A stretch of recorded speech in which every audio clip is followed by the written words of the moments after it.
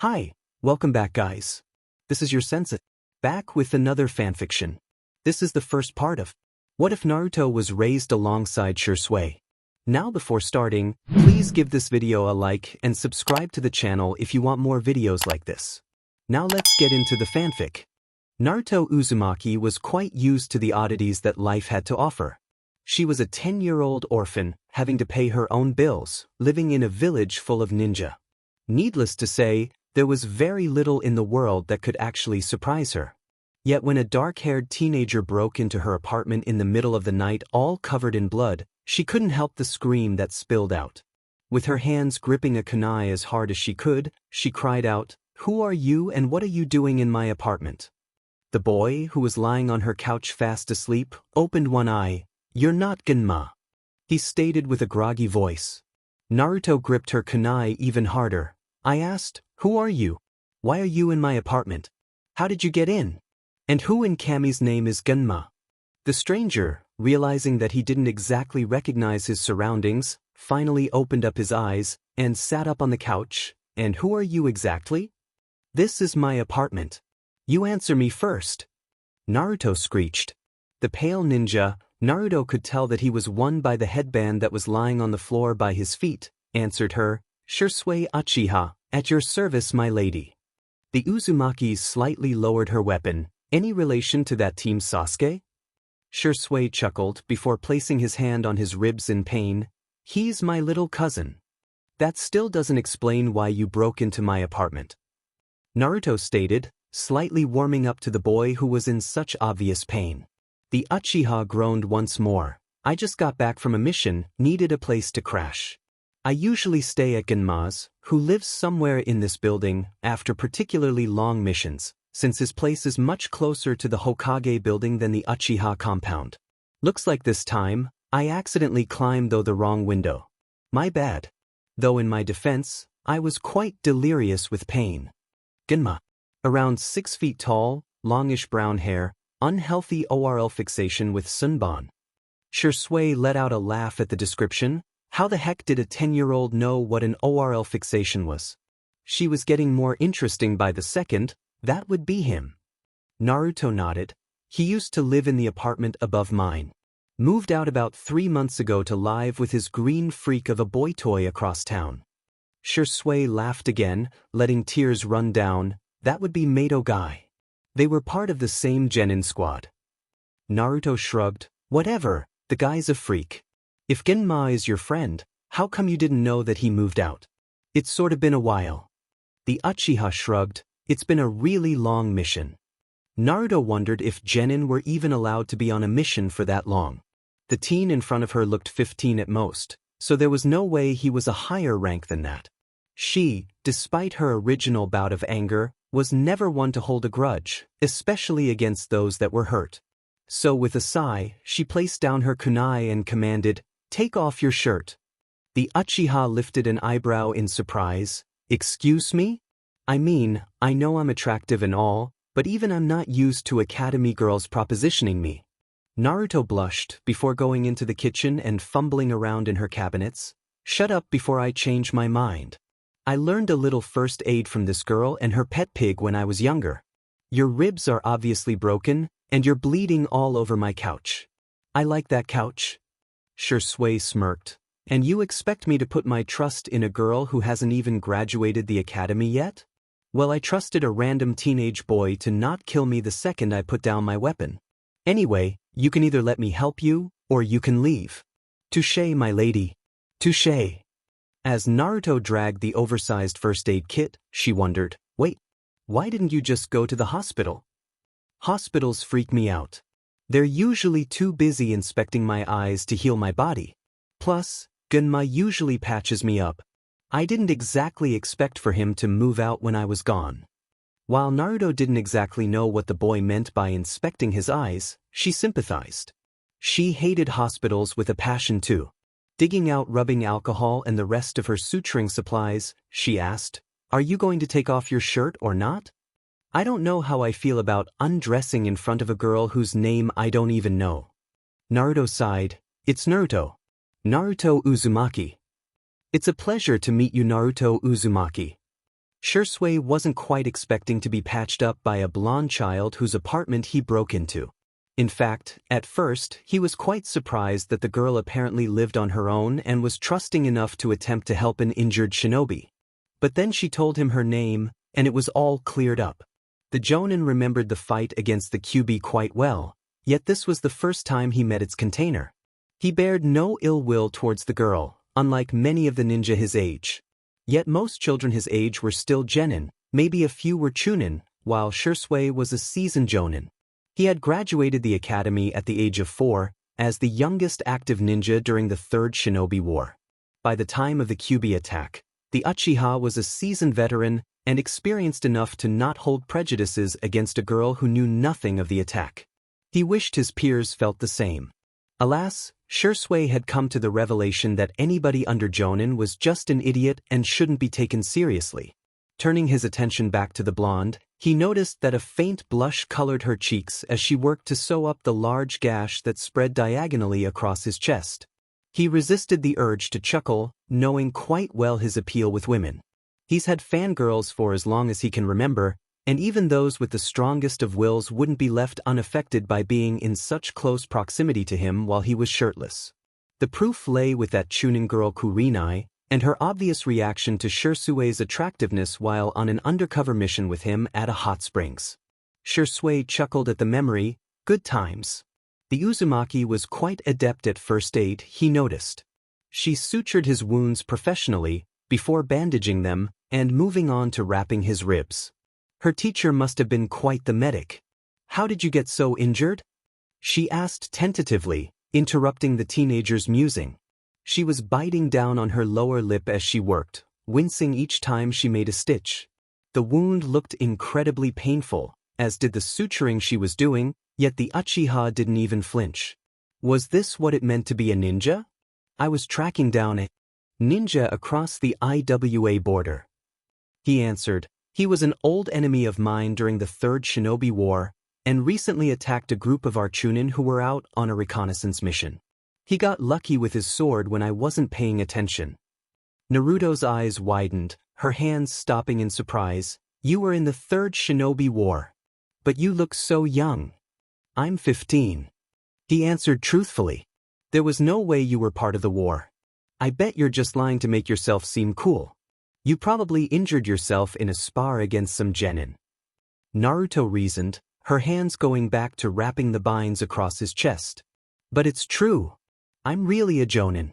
I graduated the academy when I was 4, even earning the moniker Shunshin no Shisui. They say I'm a shoo-in to be the next Hokage. He replied with a self-satisfied smirk. Nope. Sorry, don't believe you. Anyways, I'm all done with you. Now get out of my apartment. Naruto commanded, putting away her supplies. Shisui's smirk quickly morphed into a frown. But I'm so tired. Look at all the blood I lost. He whined, throwing her the puppy dog eyes for good measure. Naruto groaned in exasperation. Fine. You can sleep here this one time. But you better be gone before I wake up. Shisui saluted his blonde nurse. Yes, my lady. Thank you ever so much for your kindness. Naruto sighed. You are such a dork. The next morning, Naruto was half expecting to walk into the living room to find a much too energetic to possibly be Uchiha teen sleeping soundly on her couch.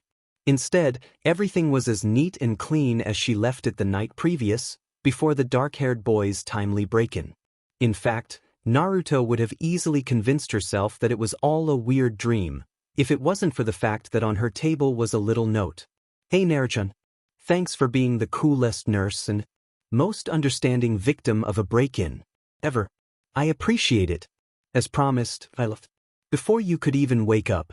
Also, took one of your ramen cups, hope you don't mind. Till next time. Shunshin no Shisui, winky face. He took one of Naruto's ramen cups. The young, lying Uchiha better pray there was no next time, because Naruto was going to kill him. That day at the academy, things were back to normal, somewhat. Iruka still lectured about boring topics. Naruto and Shikamaru still took turns napping and waking each other up when they were called on, but today, Naruto was staring at her eternal rival, Sasuke Uchiha. Thankfully, nobody other than Shikamaru noticed, but he notices everything. By the time the bell rang for lunch, Naruto couldn't help her curiosity anymore. So with a sigh, she made her way over to Sasuke, who was much too busy ignoring Ino and Sakura's fight to even notice her approaching. "Hey team, I have a question for you." "What do you want, Dobe?" Naruto shuffled a bit on her feet nervously. "Well, you're a Uchiha, right?" "Obviously." "Well, I sort of heard some old ladies at the market talking about the Third Shinobi War, and how Shunshin no Shisui played a pretty big role in it. From what I gathered, he's a Uchiha. So I was just wondering if all the rumors are true." Sasuke stared at the blonde. "And what rumors are you referring to exactly?" "That Shisui is only 15 and already a jonin," she replied, nervous because she should have known that the idiot who mistook her apartment for his friends would have lied to her. "It's true. Shisui made genin at the age of 4, the youngest to participate in the war. He's known as Shunshin no Shisui because of his mastery over the body flicker technique." The team confirmed. Naruto's jaw dropped, her eyes widening. "You mean it's true?" Sasuke smirked. "And just why are you so interested in my cousin? Do you have a crush on him or something?" The Uzumaki blushed. I was just wondering, it sounds so unbelievable." Sasuke scoffed. "Unbelievable to a dobe like you maybe, but Shisui is a Uchiha. And Uchihas are obviously superior." Naruto just frowned, walking away in a huff as she muttered something about those BSRD Uchihas. Shisui laughed as he watched his best friend Itachi train his younger brother Sasuke. The eldest Uchiha was put onto forced medical leave by the Hokage, who demanded that Shisui take the next month to recuperate before going back on missions. Unfortunately, this ban included training. So the injured Jonin suddenly found himself with quite a lot of free time, and he decided to spend it watching Itachi beat the young Sasuke into the ground. "You have to watch your footing."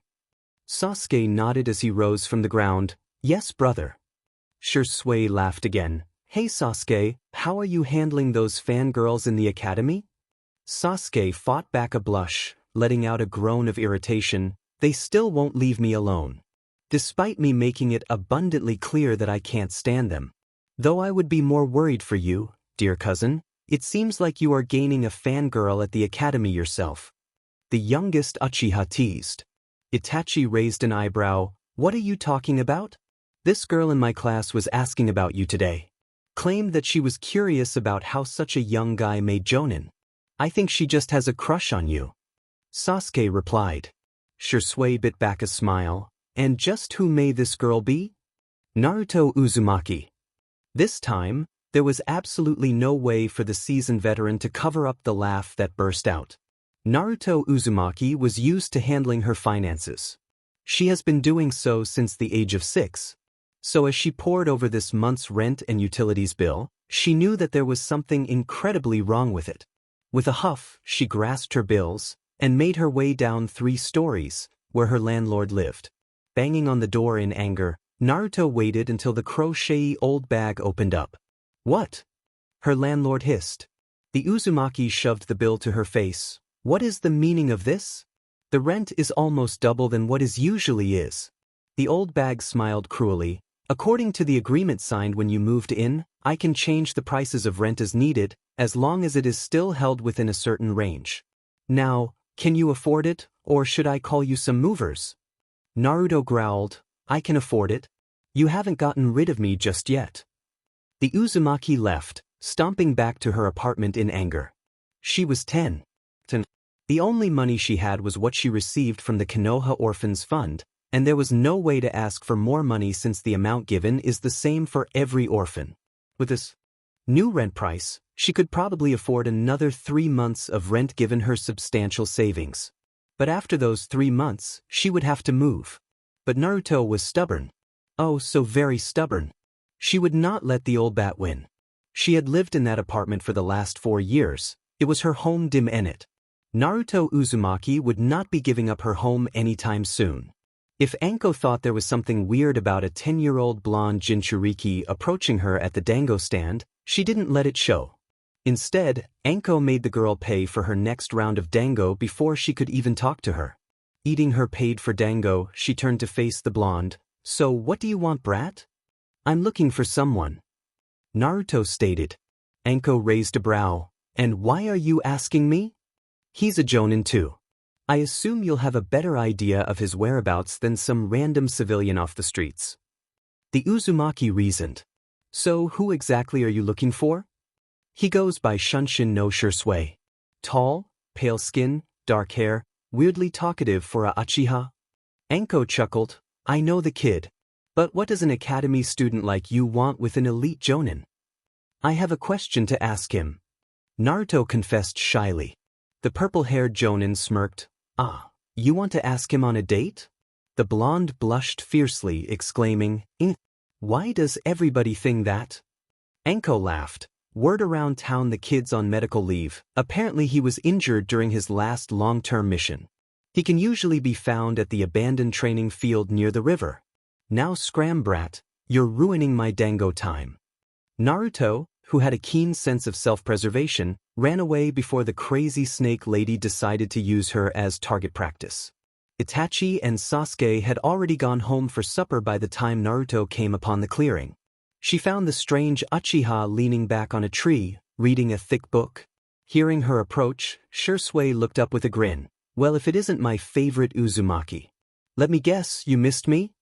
Naruto scoffed. Not a chance. No, I have a proposition for you. Shisui closed his book as he looked at the blonde in intrigue. A proposition, you say? Are you sure you don't have a crush on me? Sasuke certainly thought so. Naruto went red in frustration. That team. Yes, I'm sure. Shisui laughed in amusement. Ah, pure denial. How did you even find me anyways? I bought the crazy snake lady some dango. Shisui nodded. Well, that explains it. He was quite good friends with Anko, and he knew for a fact that she would sell him out for a free plate of dango. Anyways, I have a problem. My stupid landlady decided that she was sick of me once and for all and has decided to get rid of me by raising the price of my rent to almost double the original amount. I can't exactly afford that, not for long anyways. And there's no way I'm going to let her kick me out of my own home. So I have a solution. And what exactly does this have to do with me? I need a roommate to help cover expenses. Now that Ginma moved across town, you need a place to crash after missions that's close by to the Hokage Tower, with someone well-versed enough in first aid to help patch you up. It's a win-win situation. Shisui raised an eyebrow in surprise. You want me to move in with you? Not move in with me. You live in the Uchiha compound. But wouldn't it be nice to have a convenient place to stay after long missions? It's not like you can't afford it, Mr. I've been a jonin since before your birth. Technically, I didn't make jonin until you were 3. I was only a chunin at your birth. You see my point? Do we have a deal or not? Naruto asked, exasperated. The Uchiha was such a pain to deal with. But Naruto was desperate. Shisui smirked, shaking the younger girl's hand. You have a deal, Naruchan. Don't call me that. Why not? We are roommates after all.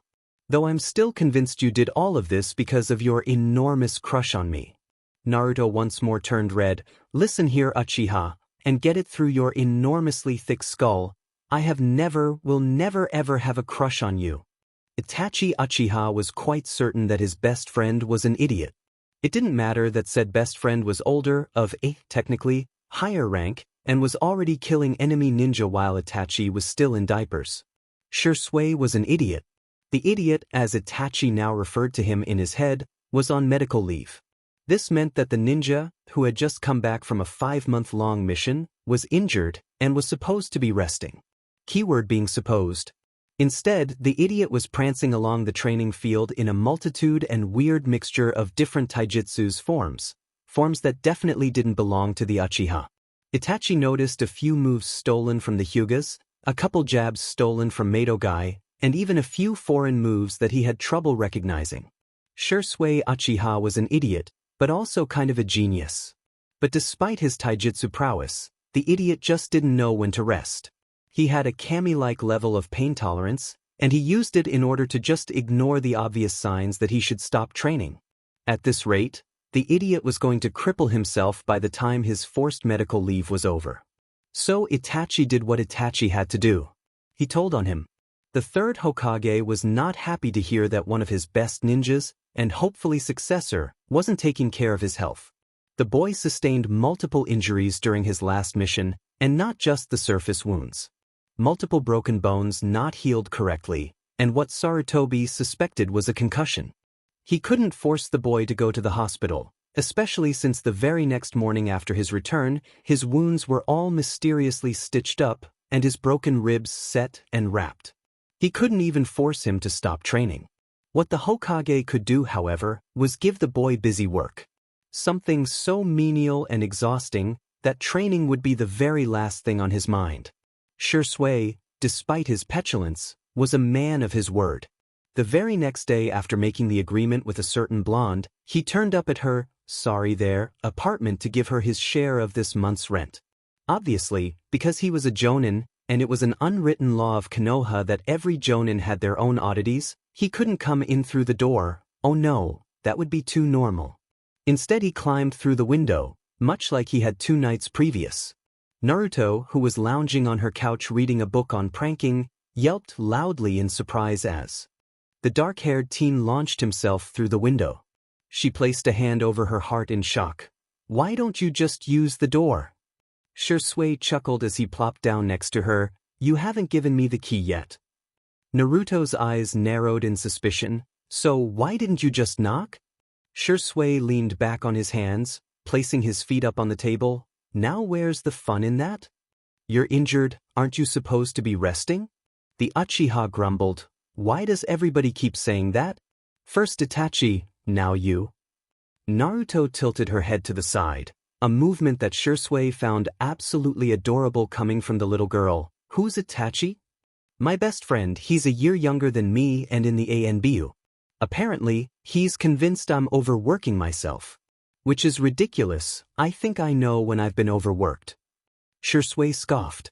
Naruto sighed. "You know, for a legendary jonin, you're kind of an idiot. You're just going to hurt yourself even more." Shisui patted the girl's head condescendingly. "Sweetie, when you reach my level of skill, you know how to train without straining yourself." Naruto fumed in anger. "It's not even worth it. Now why are you here?" The Uchiha grinned, which is a look that looked very, very off on the face of a Uchiha. "Well, Naru, I live here too. I'm just dropping off my half of the rent as promised," he said, passing the girl a wad of bills. Naruto took the money, counting them with a speed that rivaled professional accountants. "It's all here. You're really gonna help me?" she asked incredulously, her jaw dropping. Shisui smiled. "I'm a man of my word, Naru. Plus, we're helping each other. I need a place to sleep when I come off long missions, and more importantly, a person I trust to heal me when I'm injured." Naruto gaped. You trust me? I'm moving in with you, aren't I? Plus, the other night you healed me with no alternative motives.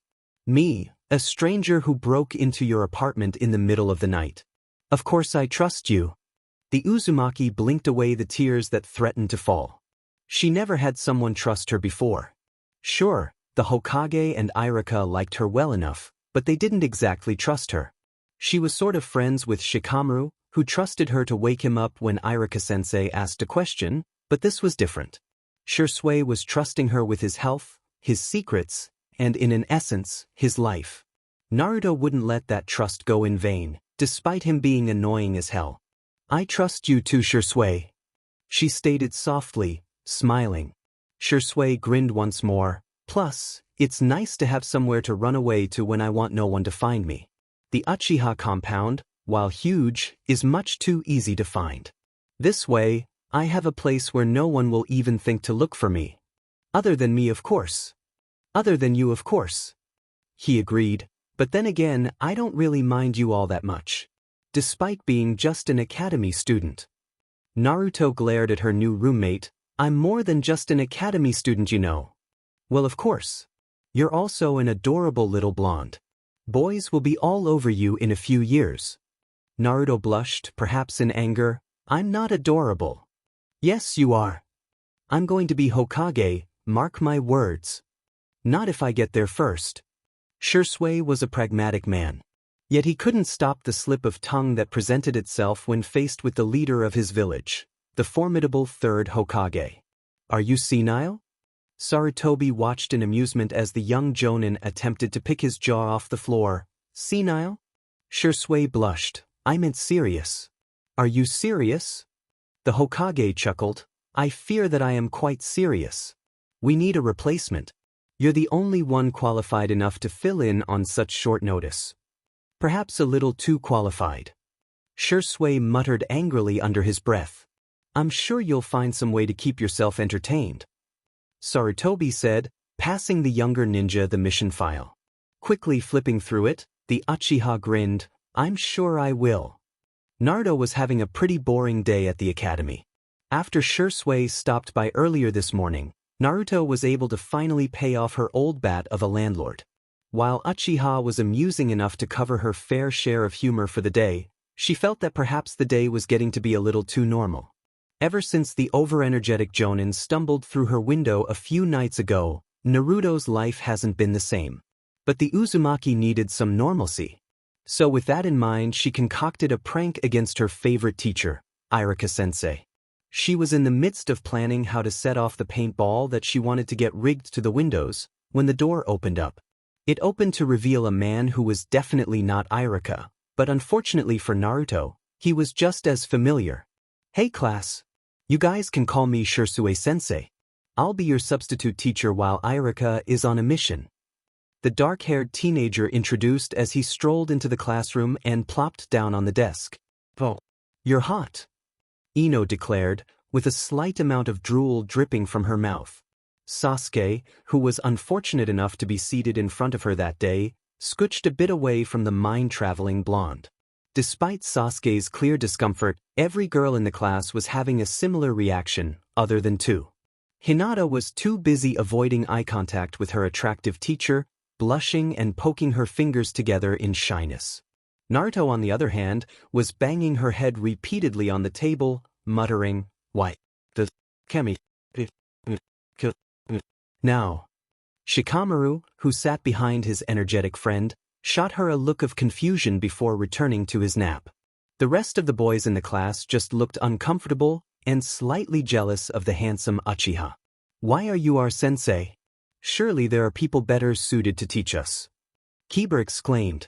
Shisui smiled bitterly. Well, I'm your sensei because the Hokage thought that teaching a bunch of academy kids was a better use of my time than, I don't know, going on an actual mission. Maybe he thought that because you're too injured to even raise your hands above your head. Naruto mumbled, her head still plastered to the desk. Of course the jonin heard her. I'm sorry Naruto, would you speak up? I can't exactly hear you when your face is glued to your desk. The boy said with a grin. Naruto put her head up, glaring at her grinning roommate. Sasuke just looked between his cousin and classmate, wondering how they knew each other. Just the previous day, Naruto was asking about. So how were they now acquainted?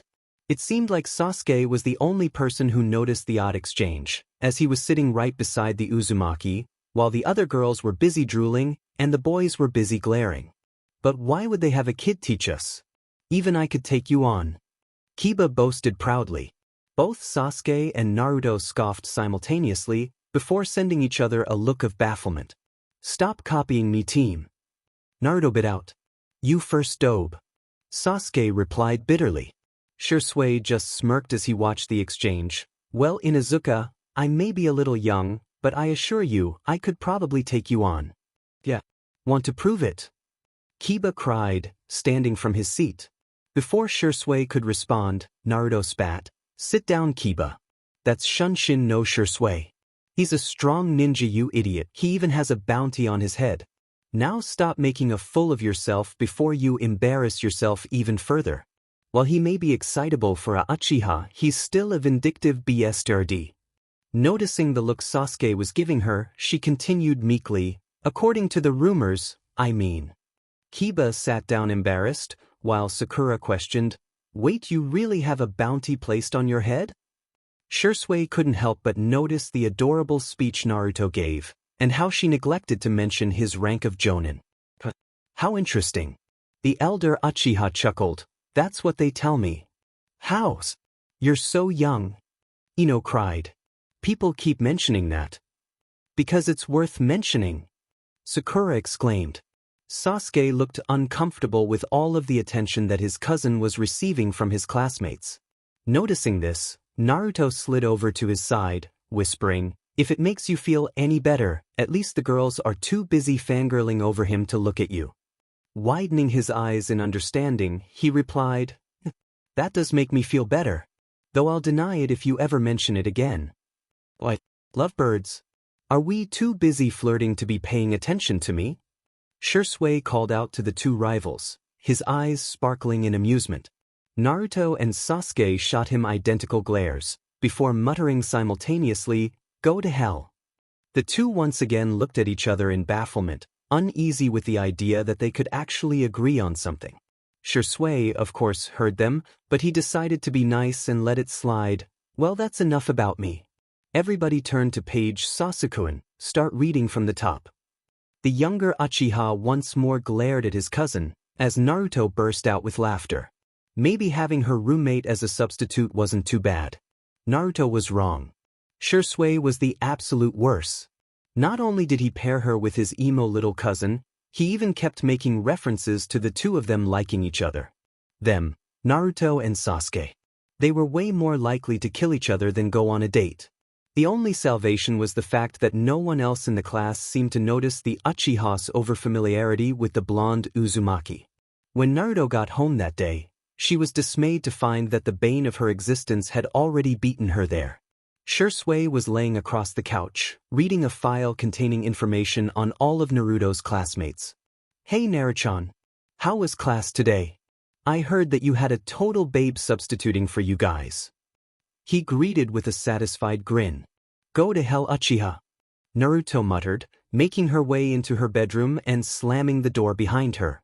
Shisui's chuckles could be heard from where Naruto had her head buried under all of her pillows. This was such a bad idea. Naruto's fingers trembled with trepidation. Her upper lip curled in concentration as her eyebrows burrowed. This had to be precise. She couldn't afford to mess up. She couldn't bear to even think of the consequences. "Watcha doin'?" a loud voice asked. Naruto slipped, her fingers dropping the pork slice into the ramen bowl with an undignified plop. "You idiot! I was finally about to create the perfect ramen bowl, and you messed me up." The Uzumaki screamed in what she believed to be well-justified anger. Shisui chucked nervously, scratching the back of his head. Oops." Naruto's eye twitched, her fingers reflexively reaching for a kunai. "I am going to kill you."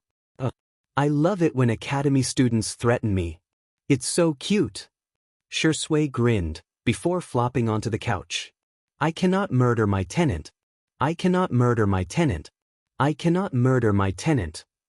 Naruto muttered to herself harshly as she cleaned up the broth that spilled onto her kitchen island. "So seriously, what are you doing home? I thought you had to go pull a prank on the Inuzuka?"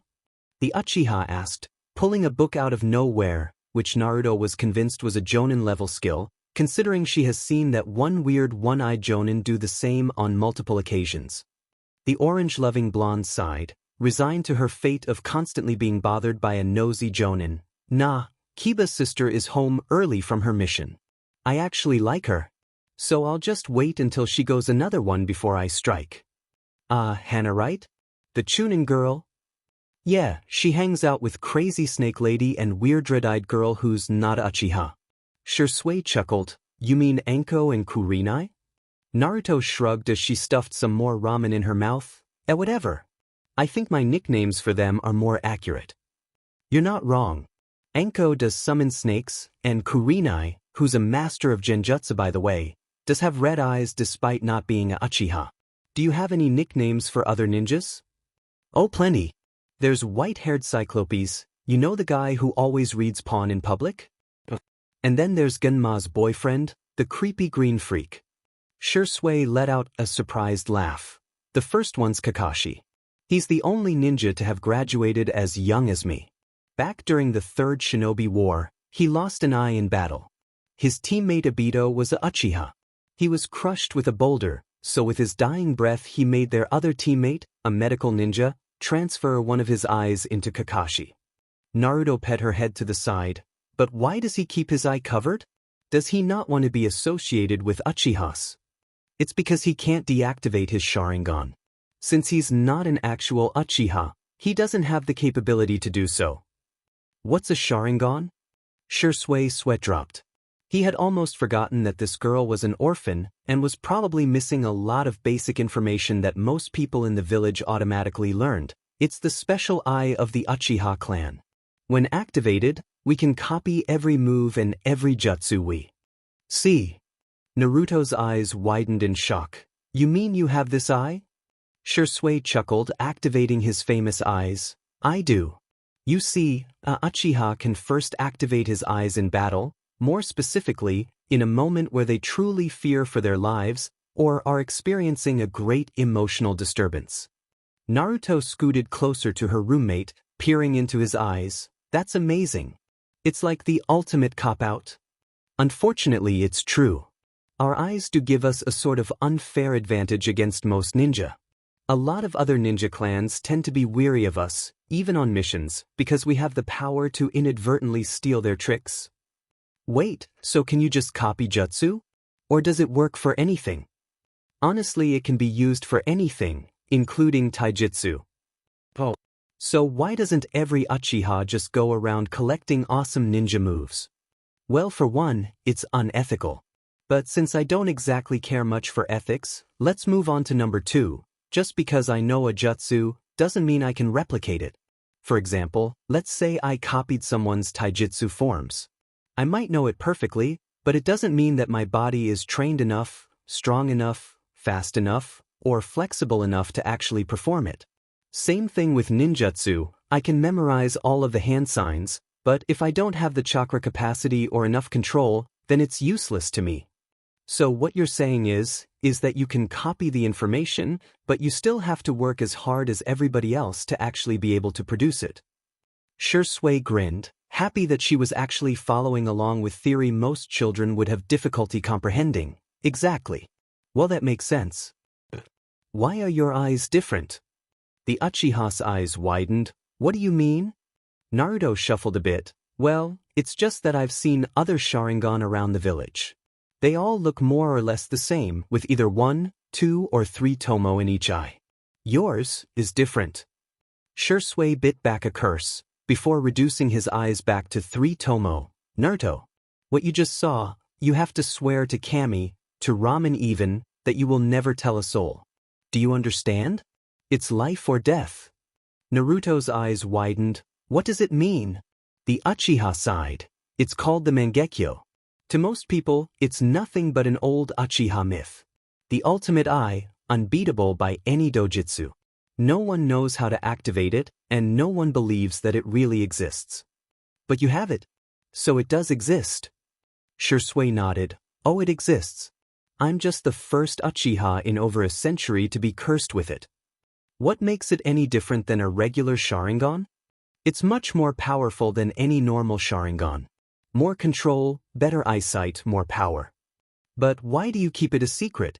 Surely everybody should know that Shunshin no Shisui has such a powerful tool at his disposal. It has to stay a secret, Naruto-chan. If people knew the weapon I have, they would do anything to take it from me. Naruto gulped. Even kill you?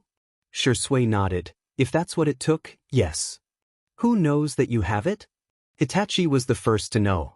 Sasuke was next. Now you. I swear on my life, on my very honor as a ninja, that I won't tell anyone. Shisui smiled softly. Thank you, Naruto-chan. These accursed eyes are a well-kept secret of my clan. If anyone outside of it had to find out, I'm glad it's you. How did you activate it? She asked, worried that she's stepping over some boundary. I watched my best friend die. 20 minutes later, Shisui was feeling quite guilty for not only burdening Naruto with such a horrible story of his past, but also for ruining her perfect bowl of ramen.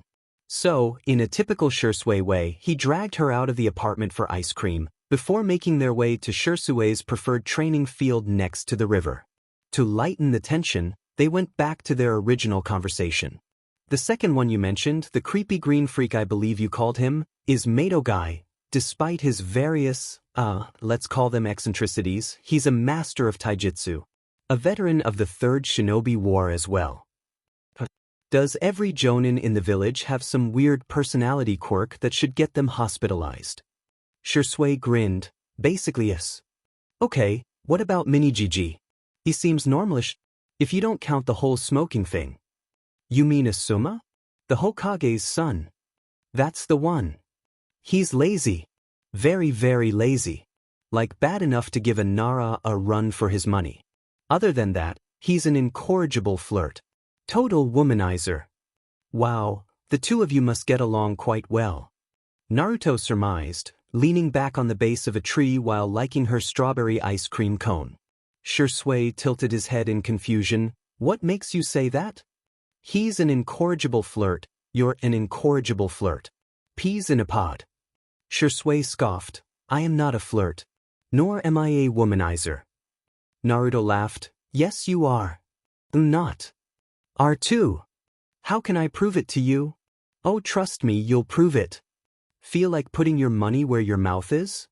You wanna bet? With an academy student? Really? Well you're so bent on proving that I'm a flirt. Fine. If I win, you have to teach me any jutsu I want. That's fair, as long as it is one I actually know, and is safe enough for your tiny little body to handle. But fine. What do you want? If I win, which I will, you will watch me burn every single one of your orange jumpsuits. You monster! What have my precious jumpsuits ever done to you? They're an eyesore. A complete and utter eyesore. If I'm going to be spending this much time with you, I'd rather not subjugate my sensitive eyes to such an audacious color. Alright, fine. I'm only agreeing to this because there's no way you can win. What are the terms? Shisui thought for a moment. If I flirt with any girl, you win. But if I go 2 weeks without flirting, I win. 2 weeks? That's it? But, afraid I'll win? Shisui teased. Not at all. This is going to be too easy. But flirting with you doesn't count. How can it not count? Because I live with you, Naruto-chan. If I spend all this time with you, I'm bound to flirt on accident. Because you're an incorrigible flirt. Shisui waved his hand dismissively. No Naru, it's because I'm a man. Now do we have a deal? Naruto nodded determinedly. Deal. Kurenai was confused. Scratch that, Kurenai was very confused. She was with her friends Anko and Hana at the bar where all the chunins and jonins gather. On the surface, everything was normal. The odd Kakashi was currently in the middle of some challenge. With Madogai, while Gunma watched amused. Anko was drinking every jonin under the table, and Hana was attempting to pump in Noichi for information on the foreign nin that she had brought in earlier that week.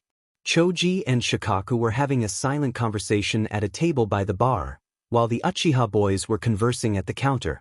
Now that was normal. Itachi and Shisui came to the bar often, not to drink, since both were pretty young despite being jonin, but to socialize. Well, Itachi didn't drink. Shisui on the other hand was known to indulge. Not that anyone stopped him. The boy has been a jonin for longer than most people here. He deserved a drink or two. The point is, the two boys were always together, practically inseparable. No, this was all normal. The weird part was that Kurenai has been sitting at the bar for the last 5 minutes, and Shisui had yet to make a move on her. People had started to notice, at least Itachi had.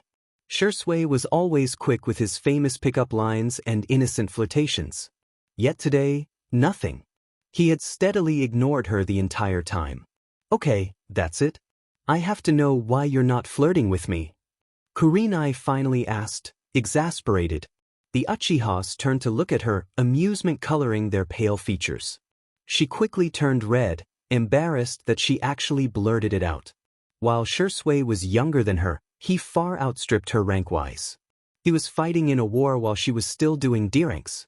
While Shisui always did flirt with her, it was innocent, and usually just him loving to tease her.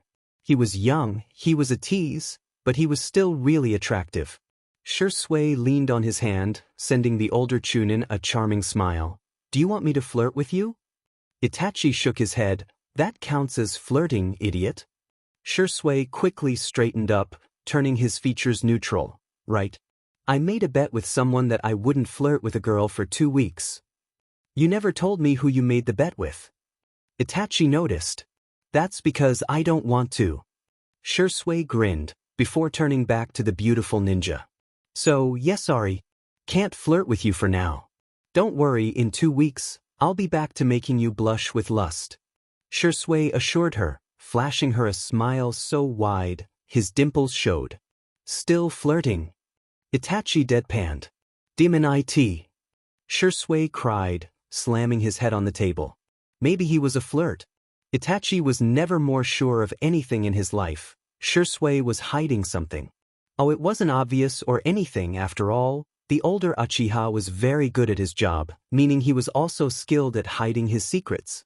But Itachi was best friends with the mercurial boy for many years, and he knew when Shisui was not telling him something. It all began the week before, when Shisui, while slightly tipsy, admitted to partaking in a bet in which he could not flirt for 2 weeks.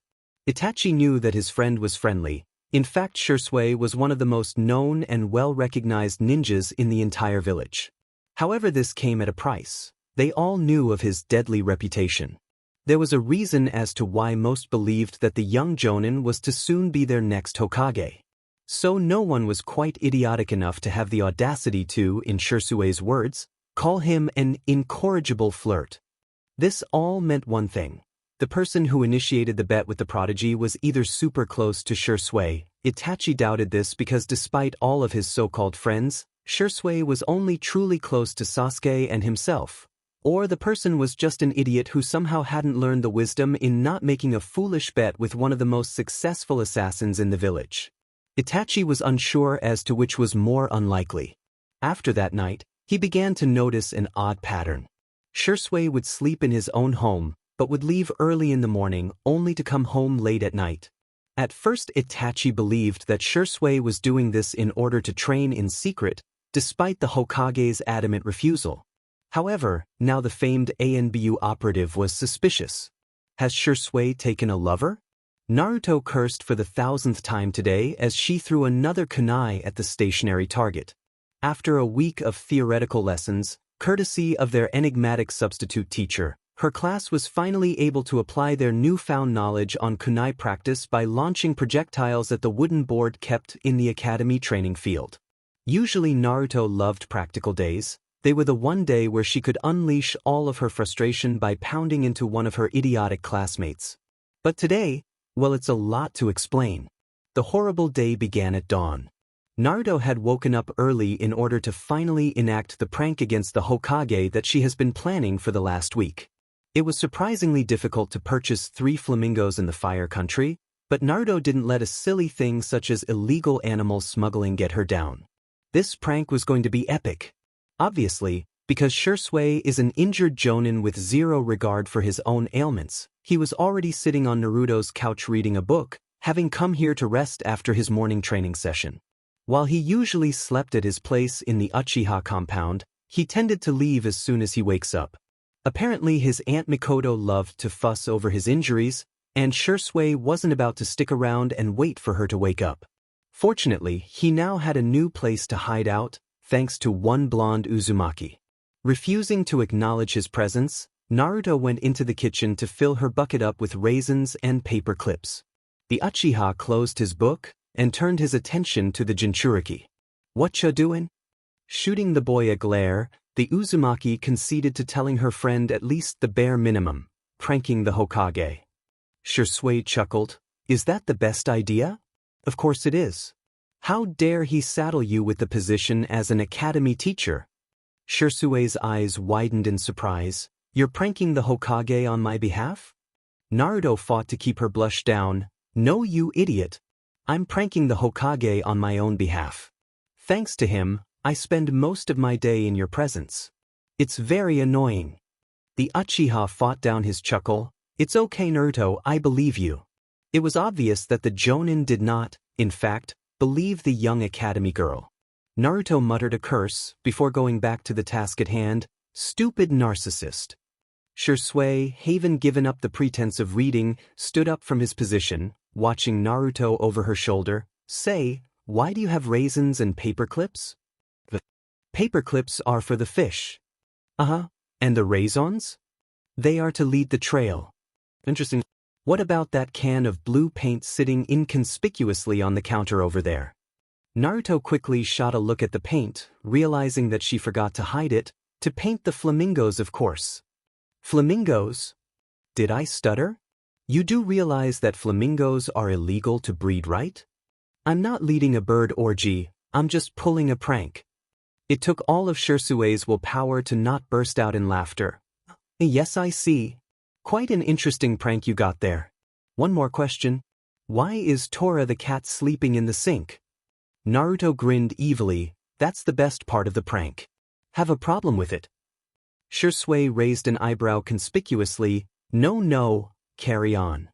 Naruto laughed menacingly, taking her paint, raisins, paper clips, and Tora with her.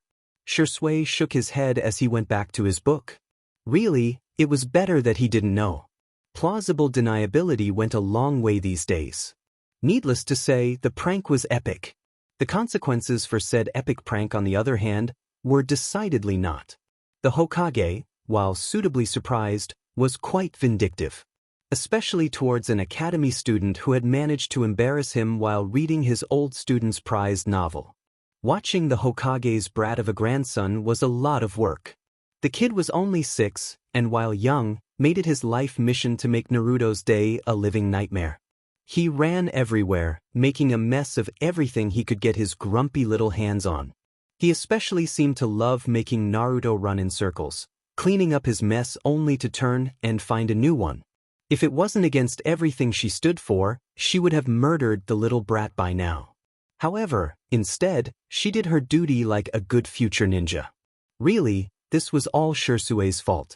He should have warned her about the repercussions. After all, he was the only role model the young girl had. Of course, she would have listened to the boy if he spoke up about his concerns. Now she just had to repeat that to herself a few million times, and perhaps she would start to believe it. No regrets though, the prank was still awesome. After her adventure babysitting young Konohamaru, Naruto made her way to the academy, where Shisui was still substituting, a week after his first day. Having Shisui around as their sensei was an interesting experience. As much as Naruto hated to admit it, the Uchiha was extremely skilled, and a pretty decent instructor. To everyone else at least. While the girls all loved him, and all the guys began to respect him, Naruto and Sasuke were left as the only two who would rather kneel over in death than admit Shisui had taught them a single thing. This led to a brief alliance, as neither wanted to lose face to the idiotic Jonin. Naruto was not happy about this. She hated that team, and the fact that the emo BSTRD was her only alliance in this was enough to make Naruto want to swallow a bucket of knives. But still, Naruto survived. Barely. The academy girls seemed to get in their heads that Naruto was trying to steal the Uchiha for herself, despite the Uzumaki practically screaming that it wasn't her fault that Shisui paired the two up for some stupid assignments. Obviously, this fell on deaf ears. Sasuke, with a smirk so infuriating it was almost as bad as Shisui's, merely turned a blind eye to Naruto's suffering. The fangirls were too busy yelling at Naruto to fight over him, so he would take that as a personal victory. After getting verbally assaulted by both Ino and Sakura, Naruto was happy that the bell rang for lunchtime. She quickly made her way to the swing set, only to find it taken by the mutt and his pet dog. Kiba, you have 3 seconds to get off that swing, or so help me Kami, I will kill you myself. Naruto threatened, her hand tightening its hold on a kunai. Make me, idiot. Kiba taunted, grinning at the enraged blonde. Before Naruto could so much as launch herself at him, Shisui put a hand on her shoulder. That's enough, Naruto. He had it first. Naruto shot her friend a look of pure betrayal. Shisui would have winced if, he wasn't a super cool awesome ninja. Instead he morphed his features into one of indifference, before leading Naruto into his temporary office inside the classroom. The minute they were alone, Shisui's entire countenance changed, a grin spreading across his fine features. Sorry about that, Naruto-chan. You know I can't pick favorites. Plus, everyone would make fun of me if it got out that I let 2 academy students fight on my watch. Naruto shot him an incredulous look. Seriously? Sakura and Ino fight every day. Shisui chuckled nervously. Fangirls don't count, they're a breed of their own. Naruto nodded solemnly, agreeing with this nugget of wisdom. Taking a seat on top of his desk, Naruto asked, "Hey Shisui, how's the bet going? Flirt with anyone yet?" Shisui's sweat dropped. "Nope. None, no flirting done by me. At all. Nope. None." Naruto narrowed her eyes in suspicion. "Right?" Thankfully for Shisui, the bell rung at that exact moment. "Let's go Naruto, time for class." The rest of Naruto's classmates were already seated by the time Shisui and Naruto exited the office. Taking her previous seat between the Uchiha and the Yamanaka, Naruto couldn't help but smirk at the sight of Shisui becoming serious once more, putting up the front of a dedicated teacher. Ino, always eager for gossip, leaned towards her fellow blonde. "Hey Naruto, what were you doing in Shisui-sensei's room?"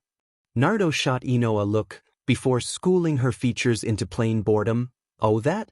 Shisui and I are lovers, he was just letting me get some extra credit." Sasuke's surprised burst of laughter on the other side of her brought a smile to Naruto's face. Oh, she knew this was going to someday come back to bite her, but Ino's slack-jawed expression and Sasuke's now silent laughter made it worth it. Unfortunately, if his narrowed eyes were any indication, Shisui heard it as well. Oh well, Naruto was nothing if not unpredictable. Really, her friend should have seen something like this coming from a mile away. This brought Naruto to her current predicament. Despite pulling 2 hilarious and successful pranks, it was still a pretty horrible day for the young girl. It was made worse by the fact that no matter what she tried, she just couldn't hit the DMN targets. Naruto cursed again as her kunai missed the target entirely, instead burrowing itself neatly in a nearby tree. Shisui watched over her with a critical eye, analyzing everything from her form to her breath. He walked over to the tree, yanking out her kunai before turning it over in his hands and examining it. "What? Shisui, what are you doing with my kunai? They cost me a fortune," Naruto exclaimed, marching over to her roommate in agitation. She thanked Kami that most academy students were much too involved in their own progress to pay attention to the dope talking to their instructor. Shisui raised a brow. "Naren, where did you get this?" Naruto tilted her head in confusion. "What do you mean?" "I got it at the academy store for essentials, just like everybody else." The Uchiha felt his blood boiling while he curbed the urge to set everything ablaze. Instead, the young Uchiha plastered a grin, unhooking his own kunai holster from his leg. "Here you go Naruto. The kunai you're using now are a little worn down, but mine are top of the line.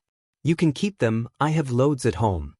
Naruto, for the first time since this horrid day began, grinned up at her friend. "Thanks Shisui." "Of course." And then, in a quieter voice, he muttered, "Anything for my lover." Naruto kicked him in the shins for that specific comment, blushing as Shisui just wouldn't stop laughing.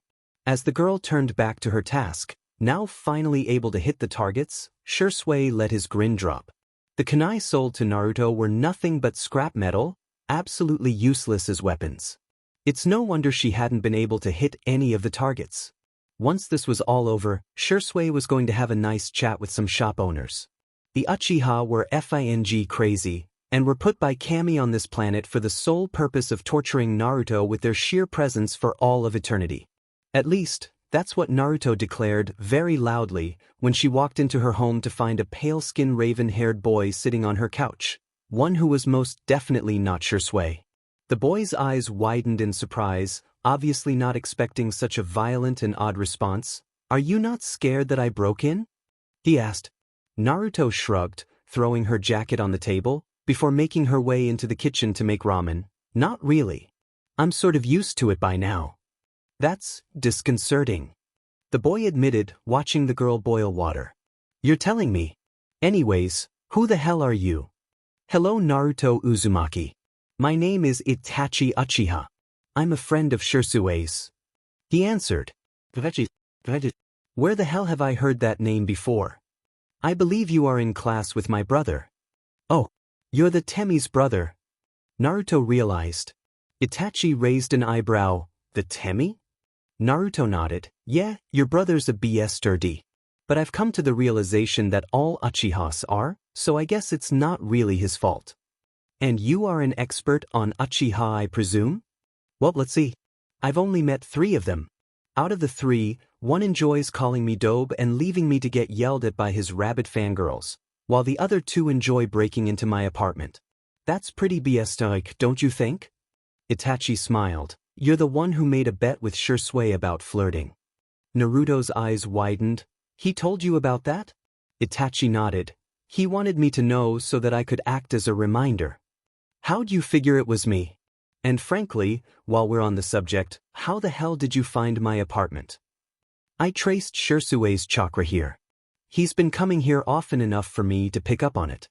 As for how I knew you issued the bet, well, let's just say it's very rare to find someone who would so boldly challenge Shisui. But the guy is an idiot, has a bunch of broken ribs and a torn torso, yet he still insists on training. Itachi was pleasantly surprised by this girl. When he first found the apartment, he was quite confused as to why his friend would spend so much time with the resident Jinchuriki. She was smarter, and quite honestly much more funny than he expected. Plus, her manner of speaking was so curt and direct. It was refreshing. As Uchihas and elite Jonin, both boys were quite accustomed to people mincing their words in their presence. This girl just didn't care enough to do so. Yes, he is quite an idiot. That's why I told the Hokage about it. Naruto almost dropped her bowl in shock. You told on him? Itachi nodded with a smile. Well, of course. Shisui is my oldest friend. I wouldn't want him to get hurt. Naruto snorted. Bullshit, you just wanted to see what the Hokage would come up with as punishment. I'll admit I was curious. The Hokage has quite the imaginative mind. I was not, however, prepared for Shisui to be assigned to the academy, as Sasuke's teacher no less. Yeah, the BSRD was super shocked when Shisui walked in. Almost made the whole thing worth it. Almost. I must say, Naruto, I am quite confused as to how your friendship with Shisui started. I'll tell you the entire story if you want. For a price.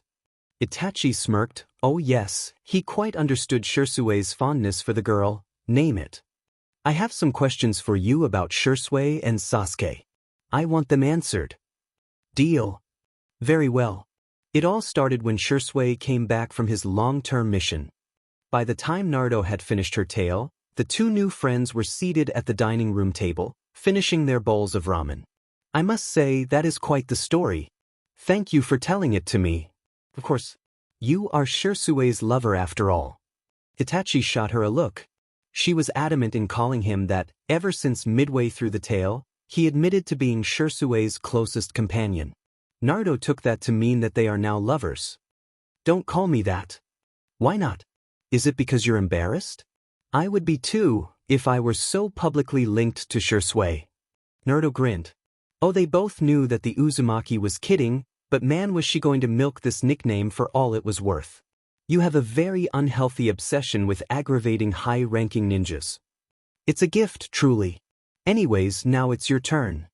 What would you like to know? My first question is pretty simple. Did Shisui already lose the bet? Itachi grinned. This was the start of a beautiful friendship. Granted, Naruto probably should have known that this was not her best idea. Here she was, covered head to toe in glue and multicolored feathers, standing sheepishly in the Hokage's office. I can explain. She muttered nervously, scratching the back of her head. The old Hokage leveled a stare at the young Uzumaki. Well then, young Naruto, explain. The orange-loving academy student was about to open her mouth to begin her long tirade about the Daimon Uchihas, when she realized that she probably shouldn't tell her grandfather figure about the small itsy-bitsy fact that she technically lived with a good-looking boy 5 years older than her. Time to improvise. It was Anko. Yeah, that crazy snake lady cornered me. She wanted some help with pranking the Uchihas, so of course she called me the best prankster in Konoha. Yup, that's what happened. Totally. Naruto gulped while she plastered a very large, very fake grin. Daimon Anko was going to kill her for this. The day started out basic enough. Naruto woke up, took a shower, got dressed, before proceeding to the kitchen to get a bite to eat. It was then, when she found 3 raven-haired boys helping themselves to her cereal. "Are you kidding me right now? Are you effing kidding me?" she screeched. "Hey Naruto-chan." Shisui greeted with a grin. "Hi Naruto." Itachi responded. "Dobe." Sasuke grunted. Naruto's eyes twitched in anger. "Do you fuckers have no meaning of privacy?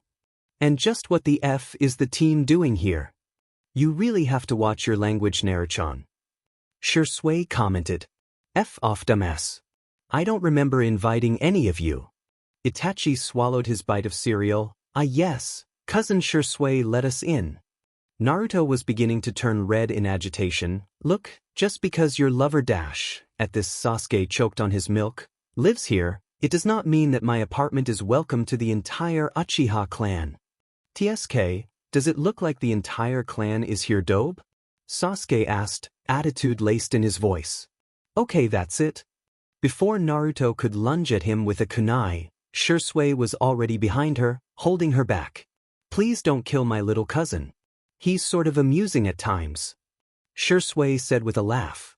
Naruto shoved the elder boy off of her, before taking the last seat at the dining room table. "Explain." Now, Itachi, as the most mature man at the table, decided to be the one to reason with the angry girl. "Last week, after our meeting, Shisui was quickly able to deduct where I've been. I'm afraid I've never been able to keep anything from him." Once he realized this, he decided how much easier it would be to write up reports in peace, since now I'm aware of the fact that he has this apartment available for his use.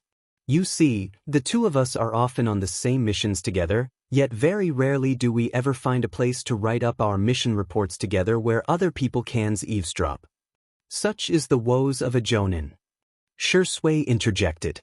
Shooting a glare at her roommate, Naruto gestured for Itachi to finish. "Well, once we figured this out, we then also realized how much easier it would be for us if we let Sasuke in on the secret as well. He's usually with us anyways, and he could use a place to do his studies without getting interrupted as well. The Uchiha compound is full of overbearing mothers and clingy little cousins." Naruto's eye continued to twitch. "So you're telling me that my apartment has become some sort of pseudo-safe house for all of you?" The 3 Uchihas shared a look, before turning to the girl and nodding as one. "Pretty much." Naruto banged her head against the table. "How the F has this become her life?" Pretty soon, the boys all left her apartment, finally awarding Naruto with some peace and quiet. Her stomach started grumbling in hunger, however once she looked in her cabinets, not a trace of food could be found. "The Uchiha said all of my food, I'm going to kill them." Realizing that she had to leave her house to find any type of meal, she made her way down to Ichiraku-ramen, her home away from home. On her way, she happened to pass by the dango stand, where she noticed a certain purple-haired Tokubetsu jonin. Grinning, the young blonde practically skipped towards her. "Hey crazy snake lady," Naruto greeted with a grin, as she took a seat beside her. Wielding a dango stick like a weapon, the elder woman glared at the girl. "What did I tell you about calling me that brat?" Naruto's sweat dropped. "Not to." Anko dropped her stick of dango, returning her attention back to her meal. "What do you want? To buy me more food?" Not exactly. I have a proposition for you." "Sorry, little girl. Don't swing that way. Besides, you're a little young for me anyways." Naruto turned red. "That's not what I meant, you psycho. I'm 10 for Kami's sake." Anko snorted. "You might be 10, but you still understood my insinuations. That says a lot more about you than it does about me. I'm not the one making SXL comments towards a minor." "Brit, I forgot. You're the girl in love with Shisui." "No, I'm not." "Then why did you want to know the Jonin's haunts? I think you like him." "Why does everybody think that? I don't like the insufferable, incorrigible flirt." "What are you doing here, brat?" Anko finally cut the teasing. "Like I said, I need your help." "And makes you think I would help some academy brat?" Naruto grinned evilly, because it involves seeing the Uchihas in pain and humiliation. "Count me in." Before long, Naruto was due back at the academy, where Iruka-sensei had finally returned back to his post. Taking a seat next the bane of her existence, she looked around to make sure no one was listening. Thankfully, most of the students haven't shown up yet. Listen here, team. If you tell anyone, and I mean anyone, about me living with Shisui, I will personally make sure you will never be able to reproduce. Got it? Sasuke sneered. Oh please, as if I want to admit that the pride of the Uchihas has slumped down to living with a dobe. You didn't seem to mind this morning at breakfast, now did you? Sasuke scoffed. That's completely different. I, for one, know how to keep my personal life separate from my ninja life. Naruto fluttered her eyes coyly. Does that make me a part of your personal life? I knew that you loved me. Sasuke was happy that no one noticed him shoving Naruto out of her chair. It wouldn't have done well for his reputation if anyone saw that. However, that was tossed to the wayside regardless when Naruto retaliated by tackling him onto the floor. This is your fault, Naruto muttered as she cleaned the academy floors. My fault? I'm not the dobe who tackled an innocent onto the floor. Sasuke exclaimed, shoving his rag into the bucket of water. Innocent? You pushed me first. The Uchiha shrugged. You deserved it, dobe. Naruto resisted the urge to throttle the idiot beside her. I refuse to argue about this. I've wasted enough of my day on you, Uchihas. Sasuke shot a look at the blonde. Shisui was right. You really do curse a lot. Breathe, Naruto. You cannot commit murder.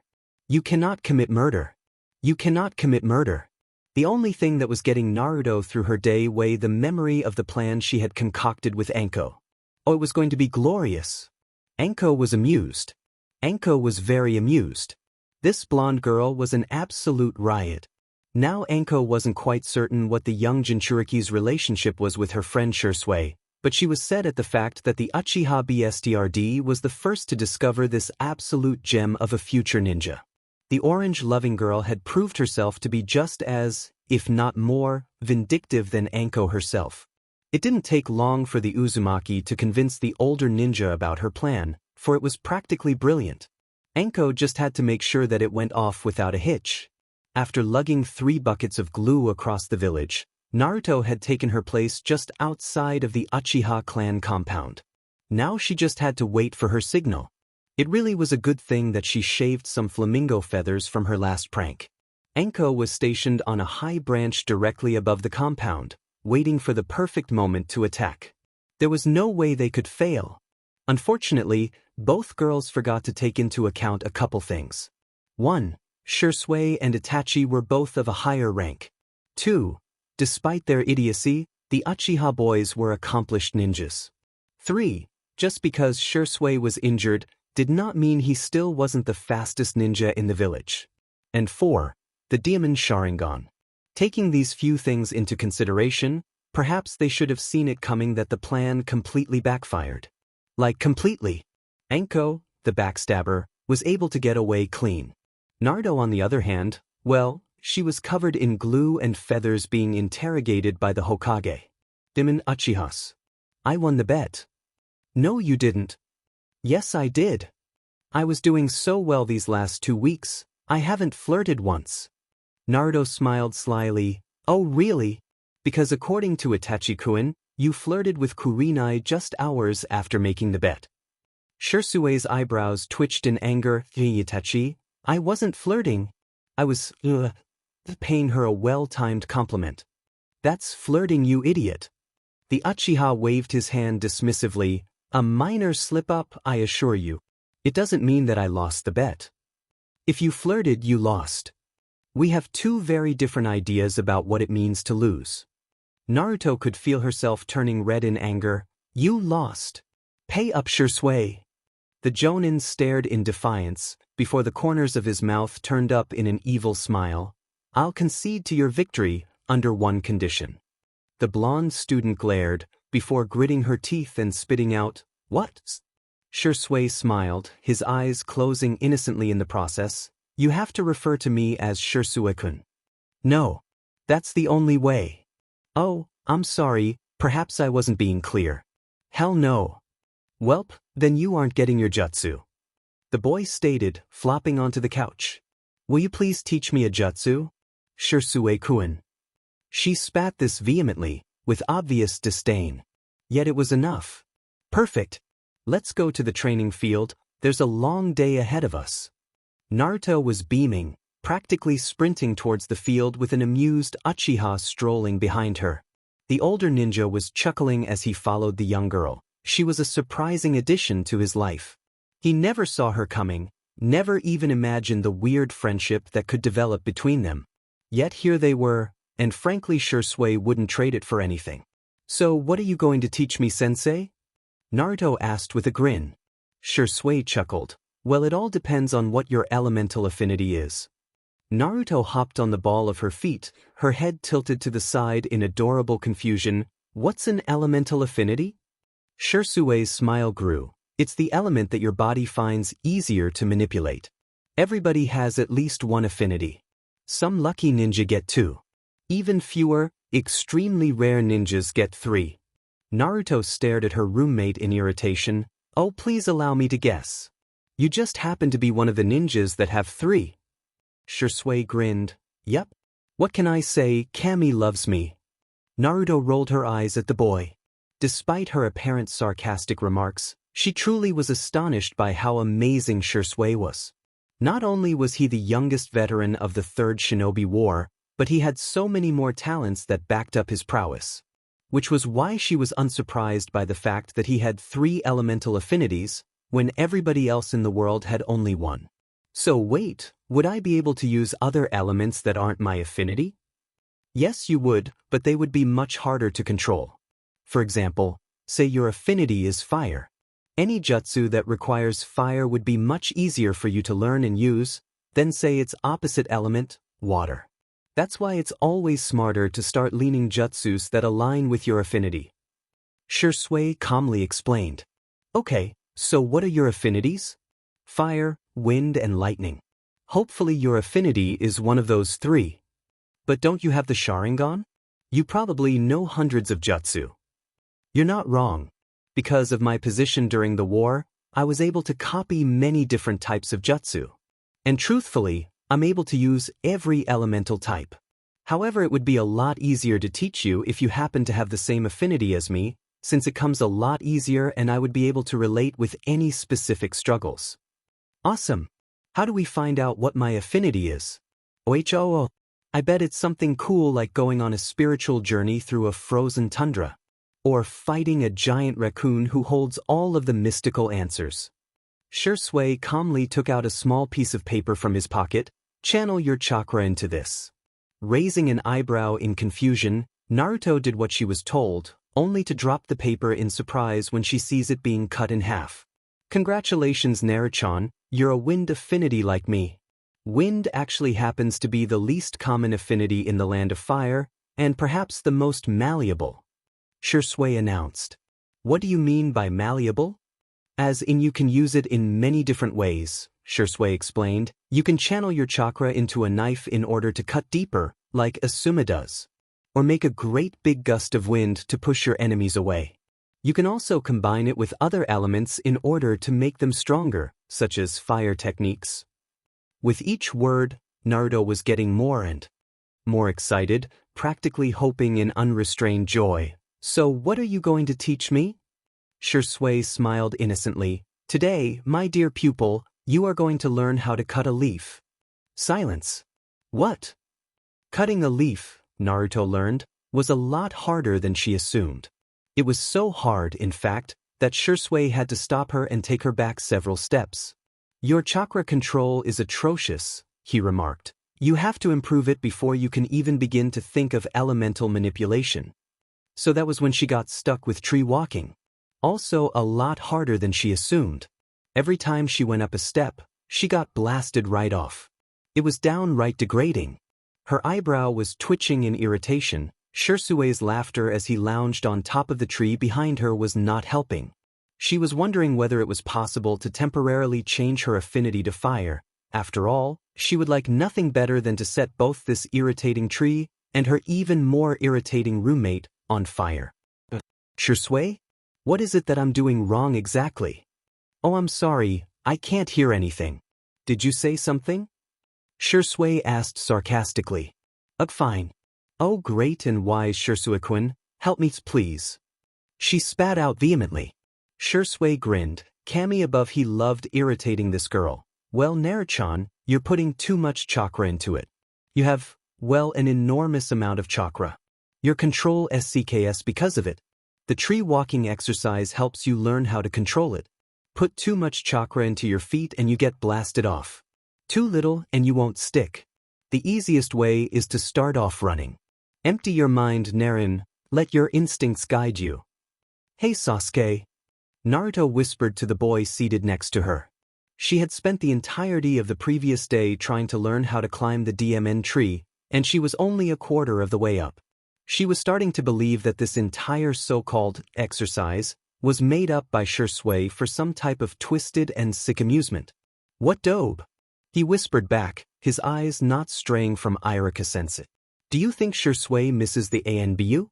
Naruto asked quietly. It's no secret that Shisui is recently retired from the ANBU forces. He is, after all, nationally recognized for being the youngest ninja to ever make captain. Sasuke turned his inquisitive gaze onto the blonde. What brought this on? Naruto wrung her fingers nervously. It's just that, well, I noticed Itachi-kun going on all these cool secretive missions, while Shisui is stuck staying home. You know how much he loves all that excitement, and it can't be easy to see your best friend going on all of the missions that you can't anymore. Sasuke sighed. Naruto, Shisui is still injured from his last mission. He's still not medically cleared for active duty yet. I know, but it's still not the same as ANBU. Did you know that most ANBU soldiers only stay in the forces for 5 years? 5 years maximum, After that, it really starts to deteriorate your mental state. Shisui was active for 8 whole years before the Hokage had to step in and retire his mask. Sasuke explained. Shisui was an ANBU for 8 years? She said incredulously. No wonder her roommate was all messed up in the head. Sasuke nodded. There's a reason every ninja around respects him so much, despite the fact that he's only 15. That's insane. Do you know what sector he was stationed under? Naruto asked. In the ANBU, there were a plethora of squads and sectors one could fall under. A known example would be the Torture and Interrogation Unit. Sasuke shook his head. It's classified. But I have my own theories. Which are? Naruto prompted. Personally, I think Shisui was a member of the Assassination Unit. What? Naruto and Sasuke. Detention. Again. Irika cried. Sasuke shot a glare at the blonde, while Naruto just slammed her head on the table. Oh, if in hell. A week passed in relative peace. Naruto had finally learned how to climb the med tree. She celebrated by bursting into her apartment with a smile and an arm full of ramen. Dear Shisui-kun, I've done it. I have conquered the effing tree from hell. She exclaimed happily. Shisui, who was lounging on the couch with a folder full of papers, looked up in surprise. I'm glad to hear that, Naruto. Naruto halted her actions. Dropping all the ramen onto the counter, she marched up to the elite jonin. Okay, what's up? Shisui raised a brow. What do you mean? By now you should be giving me one of your annoyingly boyish grins, with your eyes twinkling in happiness. Your eyes aren't twinkling, and I can't even see your dimples with that pathetic smile. So what's wrong? Shisui sighed. He really was spending way too much time with the young girl. I've been medically cleared for active duty. My first mission back starts tomorrow. Naruto's eyes widened. Nervously she asked, how long is the mission? 2 months. That long? But you just got back from a 5-month-long mission. She exclaimed. Naruto, trust me when I say I'm not saying this to sound narcissistic, but I'm one of the best jonin there is. More importantly, I'm a skilled jonin who's actually good at undercover work, unlike the rest of my peers. So yeah, I'm usually needed for long-term undercover missions. Because if I don't do them, well, there aren't many other choices the Hokage can send out. The Uchiha explained. Naruto shuffled her feet, her eyes staring firmly on the ground. I've gotten used to you here. Shisui grinned, ruffling the younger girl's hair in the process. I'll miss you too, Naruto. Just think of it like this, these 2 months that I'm away will give you plenty of time to master water walking. Naruto stared at the boy in confusion. What the F is water walking? Okay Uzumaki, Naruto whispered to herself, you can do this. Tentatively, the 10-year-old academy student placed one foot on the surface of the water, only to trip and fall in with a sudden splash. Diamenu Shisui. Diamenu to hell. She called out, despite knowing that the older Jonin was somewhere deep in IWA territory by now. It has been a full month since Shisui left for some top-secret undercover mission, and in that month, Naruto had yet to even begin mastering water walking. It was not from a lack of trying. After all, Naruto has been persistently attempting to learn this blasphemous form of chakra control ever since Shisui described it to her before he left. Only now she was realizing how much more difficult it is to learn something without Shisui's supervision and hence, she had taken Shisui's expertise for granted. Despite the idiotic boy being a complete insufferable pain in the neck, he was also a really good sensei. She had grown accustomed to his helpful hints hidden beneath teasing words. But she wasn't going to fail. She had promised her roommate that she would have this completely down by the time he came back, so Kami help her, she was going to do it. Sighing, Naruto cast a sorrowful glance towards the lake. It's been a full month, yet still she hadn't improved. Perhaps what she needed was some real motivation. That was when she got the idea to relocate her training to a nearby hot springs. Perhaps the threat of falling into piping hot water might force her to improve. I hate my life. Naruto muttered as she spat out the boiling hot water that had taken residence in her mouth. She had been at it for 3 whole hours, and while she had improved to the point where can place at least 1 foot on the surface, she was still far behind mastery. Before she could make another attempt, a high-pitched giggling stopped her. Glancing around nervously, Naruto was dismayed at not being able to place the source of the odd sound. Hee hee hee. There it was again. Naruto followed the laughter, only to find a man submerged inside of a bush, the only part of his body visible being his waist-long white hair, his red haori, and a large scroll strapped to his back. "Watcha doin'?" she asked loudly, confused as to why the older man felt it necessary to bury himself in shrubbery while giggling to himself oddly. Quickly, the man exited the bush, his eyes round in panic, throwing a hand to cover the young girl's mouth. "Essex," he commanded, throwing his gaze around nervously, "I can't be caught." Naruto liked her captor's hand, grinning victoriously when the old man withdrew it in disgust. "Caught doing what?" The white-haired man sighed, running his hand down his face in annoyance. "I'm doing research for my novel. Now let me get back to it." "You wrote a novel? What kind of novel?" Naruto asked curiously, her head tilted to the side adorably. The old man grinned as he stood up with a flourish, mysteriously taking out a book from who knows where, and throwing it to the young blonde. He must be a powerful ninja, Naruto thought. Only strong jonin have the power to summon books from nowhere. Naruto widened her eyes when she glanced upon the orange cover. "That's not a novel. That's just pawn." The author quickly ducked beneath the bush, harshly whispering through gritted teeth, "For the love of Kami, would you keep your voice down?" Naruto's sweat dropped, following his gaze behind the shrubbery to find a hot springs full of scantily clad women. "Are you spying on naked women?" "No, no, no," the man shook his head. "Spying is such an ugly word. I'm doing research for my novel is all." "You're a pervert," she deadpanned. "No, I'm a super pervert," he exclaimed. Naruto rolled her eyes. "I swear to Kami, all-powerful ninja have something seriously wrong with them." The white-haired man set his gaze on the young academy student. "How did you know I'm powerful?" "Only powerful ninja have the ability to mysteriously summon books from nowhere, so I'm assuming you're powerful." "Am I wrong?" she asked with a quirked eyebrow. "That you are not. I am the powerful Toad Mountain Sage, one of the Sannin of Konoha, the great Jiraiya." He introduced himself with an idiotic dance. "Right." Naruto was starting to wonder if she had some sort of beacon that attracted weird ninjas towards her. "Well, Ero Sennin, you have 2 choices. Either you help me master this infernal water walking, or I will scream off the top of my lungs that you're peeking on women." "Are you blackmailing me?" Jiraiya asked incredulously. Really, this little blonde girl sure had nerve. For sure. 100%. So will you do it? Naruto confirmed, nodding in affirmation. I'm only in town for a few days, Jiraiya admitted. I have no time to help some academy brat. Let me guess, you're too busy conducting research? Naruto mocked. What's an academy student doing learning how to water walk anyways? The Toad Sage questioned. He was only here for a few days in order to pass some information to his old sensei, but last he heard, Naruto was a below-average academy student with no dedication in improving her mediocre skills. Naruto sighed as she thought of how to answer him. She didn't know the old man, but he was strong and, more importantly, a stranger.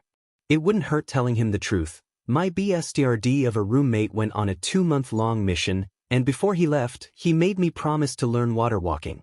It's been a month already and I haven't made any improvement.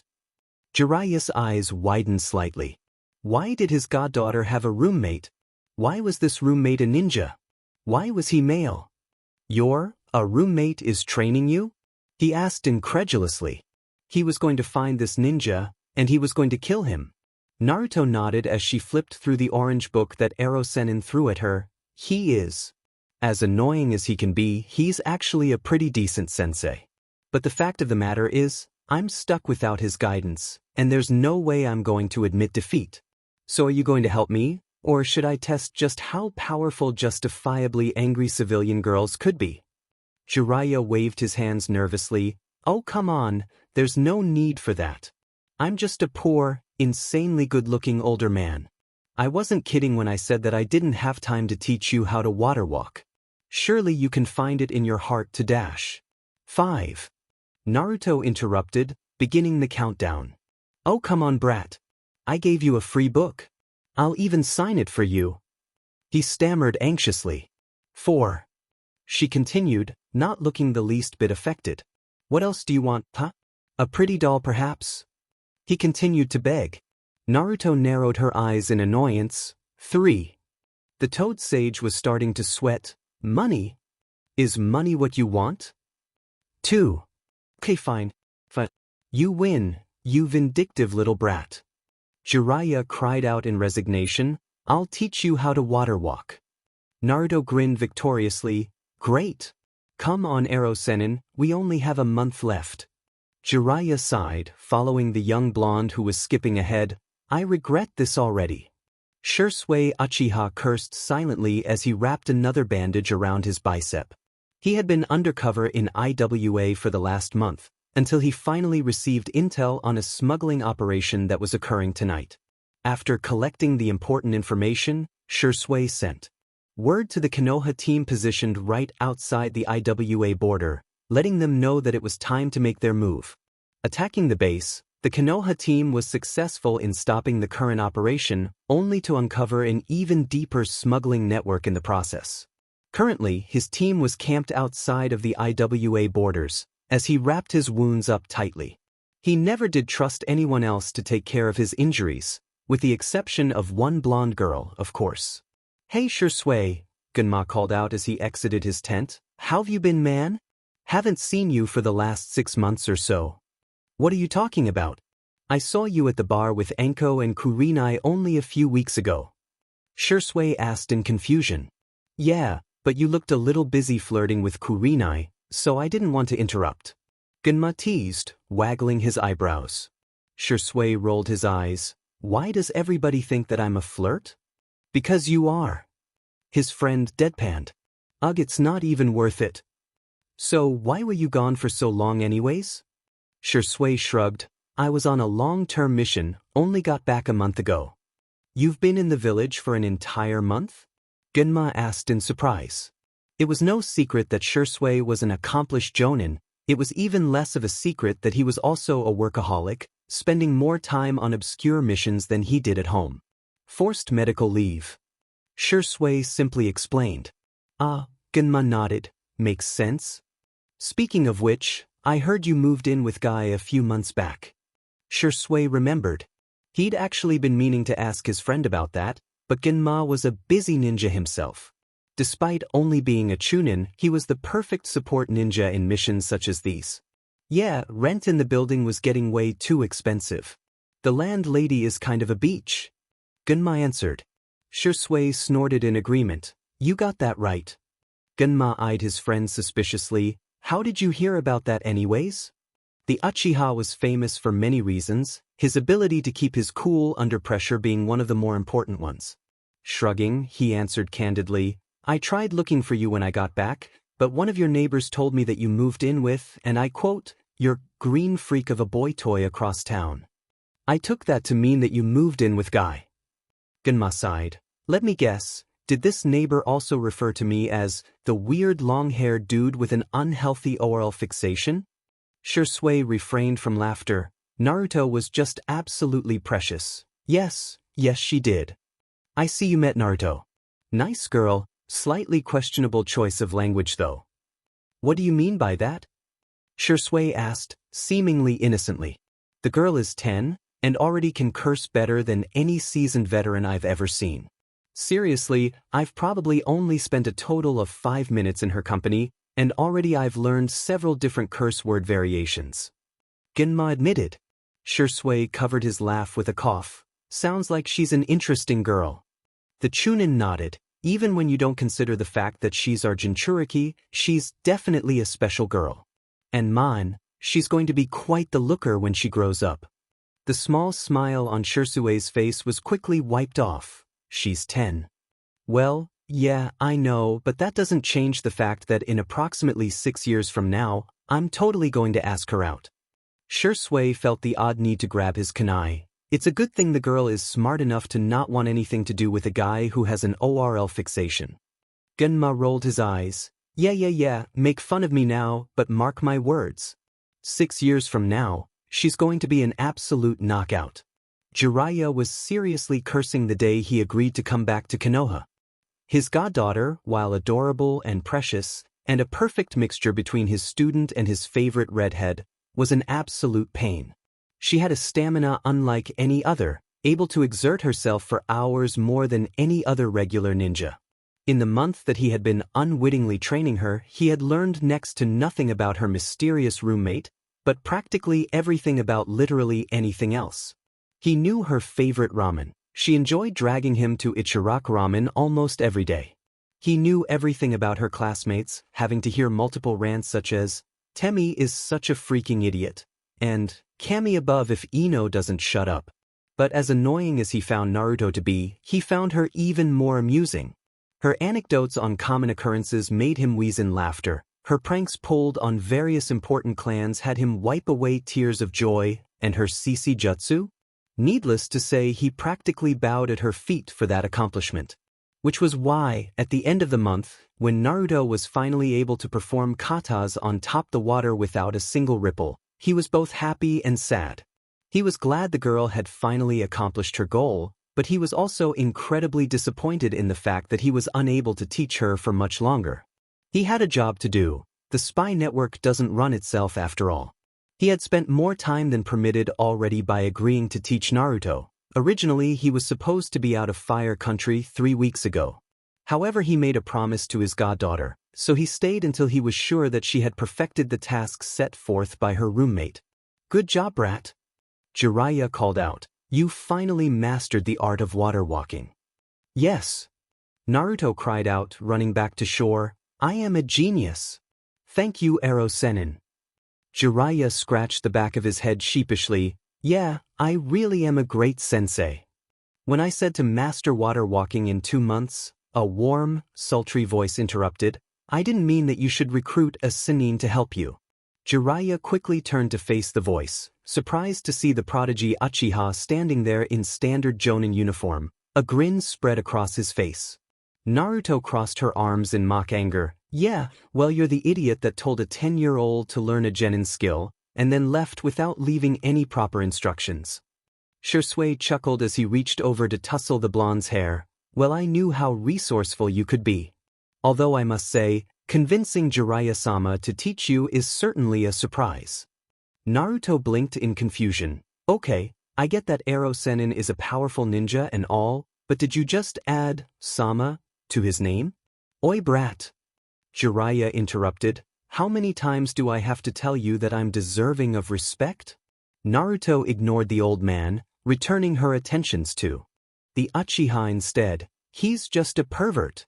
A pervert he may be, Shisui admitted, ignoring Jiraiya's insulted cries, but he was also the sensei of the fourth Hokage. Naruto's eyes widened in surprise. You taught the yondaime. Jiraiya puffed out his chest narcissistically. I did.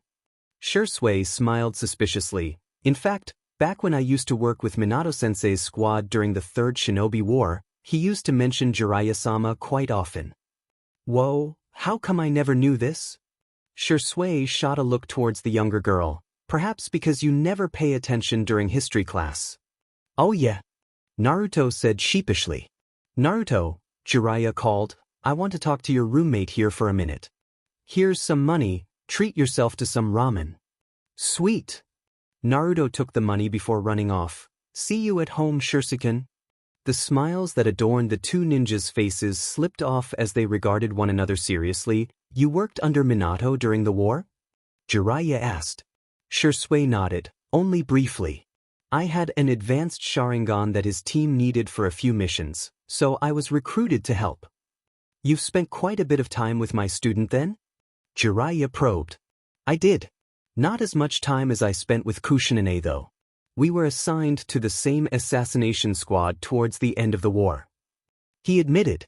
Jiraiya's widened in understanding. There was only one reason for Shisui to bring up Kushina. You know then, that Naruto is their daughter? I do. Minato often spoke about the tale of an utterly gutsy shinobi, so I would recognize the name Naruto anywhere. Besides, she even has her mother's last name. It's a wonder how nobody else seemed to put this together. Jiraiya sighed. As you know, very few people knew about the marriage between Minato and Kushina. I'm surprised that you're one of them. Shisui shrugged. Like I said, we were close. I think Kushinae liked to take care of me because of my age. There weren't many 4-year-olds on the front lines of war after all. I'm sure I don't have to warn you of the dangers that would follow Naruto if word about her parentage were to get out? Shisui snorted. You forget that I was a witness of the massacre that Minato lay on IW. I care for Naruto, no harm will come to her as long as I'm around. Jiraiya smiled. I'm trusting you with the life and health of my goddaughter. Don't screw it up. Grasping the older man's hand, Shisui promised, I won't.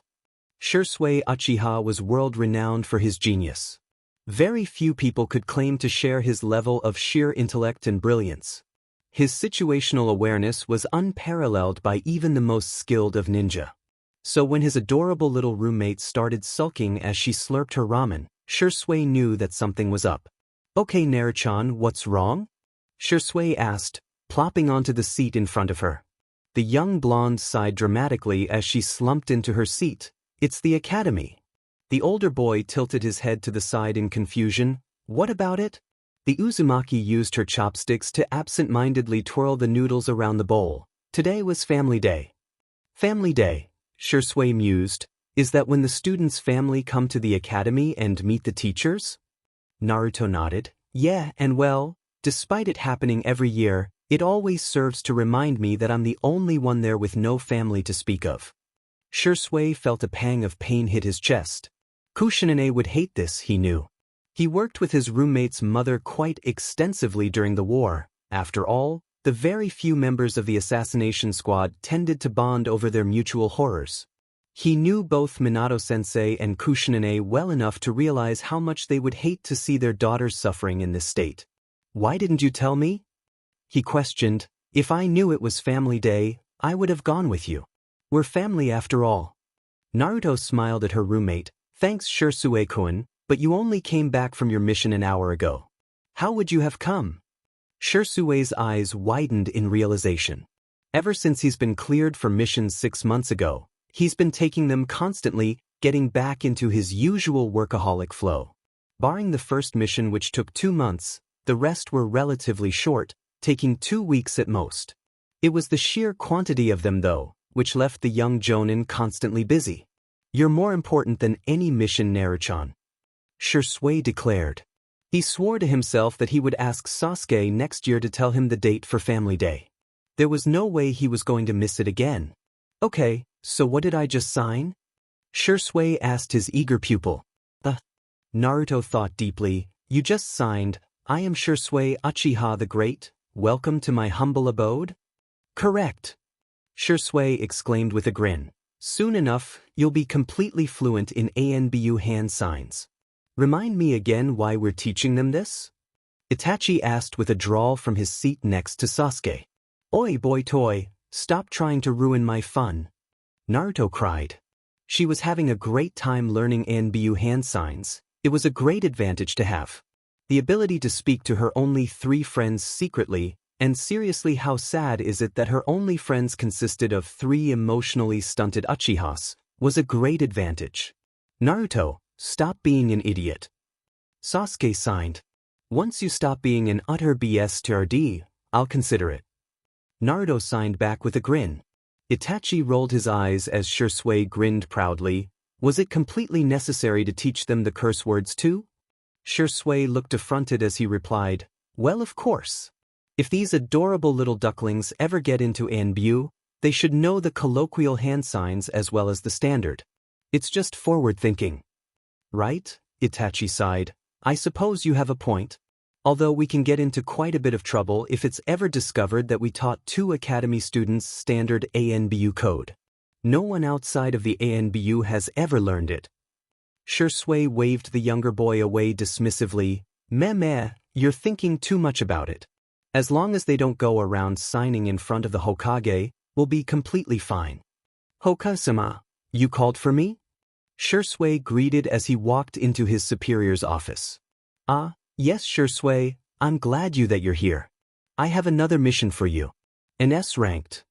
Hiruzen said, handing the young jonin a file. Shisui raised a brow. He had only gotten back from his last mission a few days ago, yet here he was, asked to go on yet another one. What's the mission? I understand you have just gotten back from a mission, Hiruzen said, but this one requires your specific talents. Shisui knew what that meant. He felt his face lose its characteristic grin, replacing it with a solemn look. Who's the target? Sarutobi grimaced. He never liked sending shinobi on assassination missions, especially one as young as Shisui, but the Uchiha was one of his best. He's been doing it since the tender age of 4 after all. His name is Yuri Ataka. Shisui's eyes widened. Understood. The Uchiha had run into this target quite often over the years, beginning from his time during the war. Yuri Ataka was a skilled jonin from IWA, an S-ranked ninja that caused havoc amongst the Konoha camps during the war. When they first met, Ataka had just been attempting to sneak into the Shisui's camp in order to demolish it. While the rest of the shinobi were sleeping, the Uchiha was able to find the foreign nin, and almost succeeded in slitting his throat if not for the fact that Ataka was able to make a split-second getaway. Since then, the two have been constantly at odds, running into each other on a plethora of missions, and always ending in a large-scale fight. In fact, the last time they had run into each other, Yuri slashed open his chest, causing Shisui to be injured enough to mistakenly climb through the window of a young blonde Jinchuriki. It seemed as though the Hokage wanted Yuri gone once and for all. He had been causing problems for many of Konoha's squad, having a resentment towards the Leaf Village from his time in the war. Unlike most IWA nin, his resentment wasn't directed towards the Yondaime, but towards Shisui instead. After all, this powerful child was able to leave a grotesque scar stretching across his neck. Many people found it odd that 15-year-old Shisui Uchiha was able to go head-to-head with an S-rank ninja, but then again, most people didn't know that according to a plethora of bingo books, Shisui was S-ranked himself. The mission will take approximately a year. I need the man gone, but I need his information more. You will go undercover in IWA, collect information on their operations, and assassinate your target. Please get ready to leave next week. The Hokage said dismissively. A year, sir? Shisui asked, isn't that too long? We need all the information we can get, and frankly, other than Jiraiya, you're our only active S-ranked ninja. You're the only one powerful enough to do this, and if you're going to succeed me, you need important missions like this under your belt. Shisui nodded. I understand, sir. I will leave first thing Monday. I'm leaving. What? Naruto asked, almost falling off of the bar stool in shock. Shisui had just come back from his meeting with the Hokage, So he decided the first thing he would do would be to take out his adorable little roommate for some ramen. On a mission. It'll take a year for me to finish. Shisui cut right to the chase. Naruto's eyes widened. A year? But that's so long. What could possibly take that long? Shisui grimaced. I'm sorry, Naruto-chan, it's confidential. What I can tell you, however, is that I'll finally be able to get revenge on the guy who sliced up my chest a few months back. Naruto could never forget the night that Shisui first broke in, and she definitely couldn't forget the grotesque sight of his wound that stretched across his chest as she wrapped it. With a firm nod, Naruto spoke, "Get revenge for the both of us. That's because he hurt you, make sure he'll never be able to again." Shisui grinned proudly as he tousled her hair. That's my Naruto-chan. If Shisui Uchiha was slightly more aggressive during training today, well, no one was suicidal enough to comment on it. Yo Shisui, what crawled up your butt? Except Genma apparently, the idiot never knew how to take proper social cues. Shisui directed his active Sharingan towards his Sendan-wielding friend, shooting him a look of utter distaste. What? He bit out, annoyed at the interruption to his training. Shisui often trained with other ninjas, needing more practice fighting shinobi that didn't include Itachi. Usually he took these sessions pretty easy, being more experienced and powerful than his fellow ninjas, he tended to pull his punches. Today though, he completely obliterated each and every single one of his opponents within 15 seconds. And when he realized that they wouldn't give him a challenge, he proceeded to pound on his Kage Bunshins instead. You're scaring us, poor Chunin, Genma remarked. It's always terrifying to be reminded of a veteran's prowess. Now, what's wrong? Shisui ran a hand through his hair. I'm going on a mission. Genma eyed his friend. You're always going on a mission. You're literally the most work-obsessed person I know. But why does that put you in a bad mood? It's a year-long one. He said. That's pretty long, but you've been on plenty of long-term missions. What's different about this one? Genma questioned. Shisui sighed. It's just bad timing. Here his roommate was all depressed about her lack of family, yet he was forced to leave for a year. Without him here, who would be there for her to laugh at her jokes, high-five her when she manages a great prank, to smile at her when she manages to get a jutsu right? What, did you finally get a girlfriend or something? Genma asked mockingly. Shisui shot the older boy a glare. What do you mean by finally? Genma shrugged. You might be the biggest flirt I know, but you never actually settled down with one woman. Jumping from woman to woman, sure. Actually commit? Never. I could commit, Shisui grumbled unconvincingly. Genma hummed. I'll believe it when I see it, kid. After their training, Genma and Shisui decided to go out for a quick lunch. Going into their usual barbecue restaurant, they weren't surprised to see Asuma there. The older Jonin practically lived there. What was a surprise, however, was the fact that he was currently having lunch with Kurenai. Shisui's eyebrows raised in surprise, before a large smirk spread across his features. Oh? Well, isn't this interesting? Genma followed his line of sight. Since when have Asuma and Kurenai been friendly? I have no idea, Shisui said in amusement, but I'm going to find out. With that, Shisui sauntered over to their table, sliding into the booth next to Kurenai, as Genma slid in next to Asuma. Well, hello there, dear friends. I wasn't aware that the lovely Mississippi Kurenai was acquainted with Smoky Smokerson over here. Asuma sighed, running a hand across his face. To the young Uchiha, he was funny, amusing, and extraordinarily powerful. But he could also be a complete pain in the neck. Especially with his specific flirting habits. Shisui-san. Kurenai exclaimed, surprised to see the good-looking Jonin beside her. I was just on a mission with Asuma-san, and he asked me to lunch to celebrate our success. Shisui and Genma both grinned at the girl's innocence. Well, of course. That's Asuma for you, always cordial. Always thinking of his subordinates. What a great superior he is. Asuma is so sweet, isn't he? You know, Kurenai, us Chunins all look up to Asuma. Almost like a father figure to us, really. Genma chimed in with a devious smirk.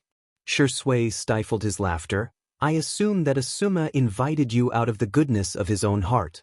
He always does, like looking out for us younger kids. Asuma glared at the Uchiha, his eyebrow twitching in annoyance. Shisui, are you here for a reason?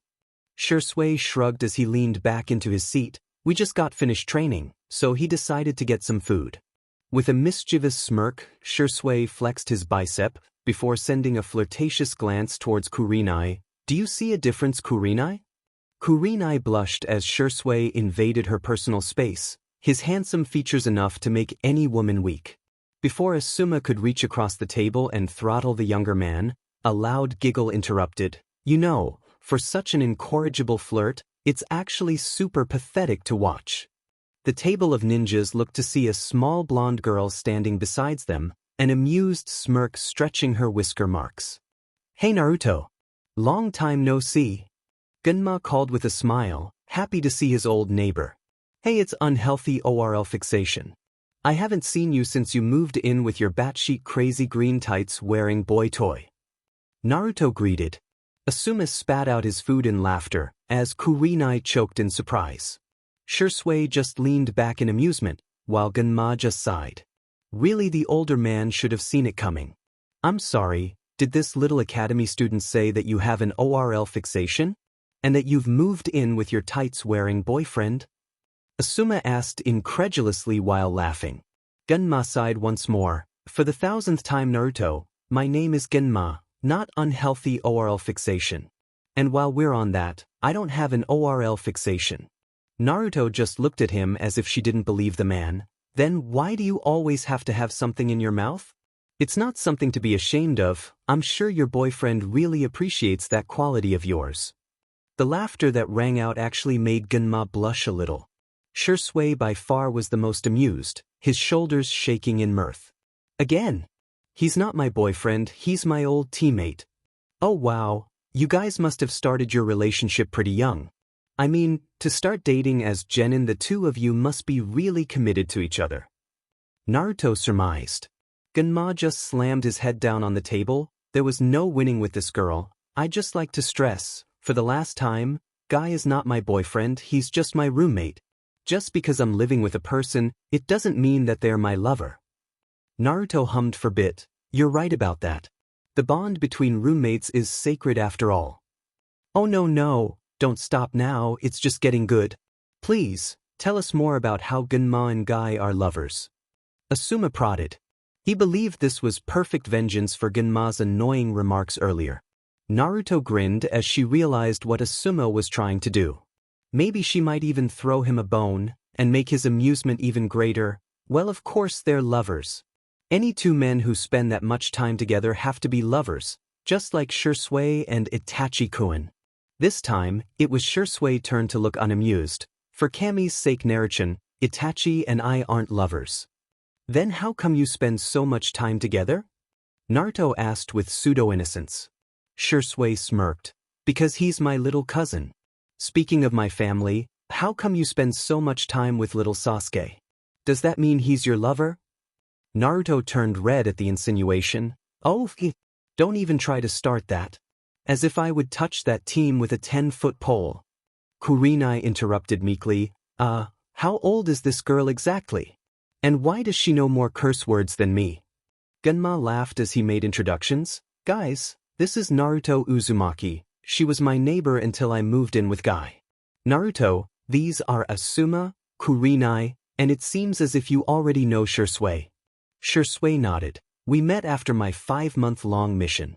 I swung by Gunma's place but couldn't find him, so Naruto here told me where to find him. He explained to Asuma and Kurenai. Yeah, I already know these two. Naruto responded. Kurenai and Asuma exchanged glances, before the girl asked, You know us? I don't believe we've ever met. Naruto just smiled. Well, I've seen you guys around the village, although I just referred to you as weird red-eyed girl who's not Uchiha and Mini Gigi. Okay, I get Kurenai's nickname, but Mini Gigi? Why? Asuma questioned. You're Hokage Gigi's son, right? So Mini Gigi. She explained. Gunma just sweat dropped. You call the most powerful man in the village Gigi? Naruto shrugged. Well, he's old.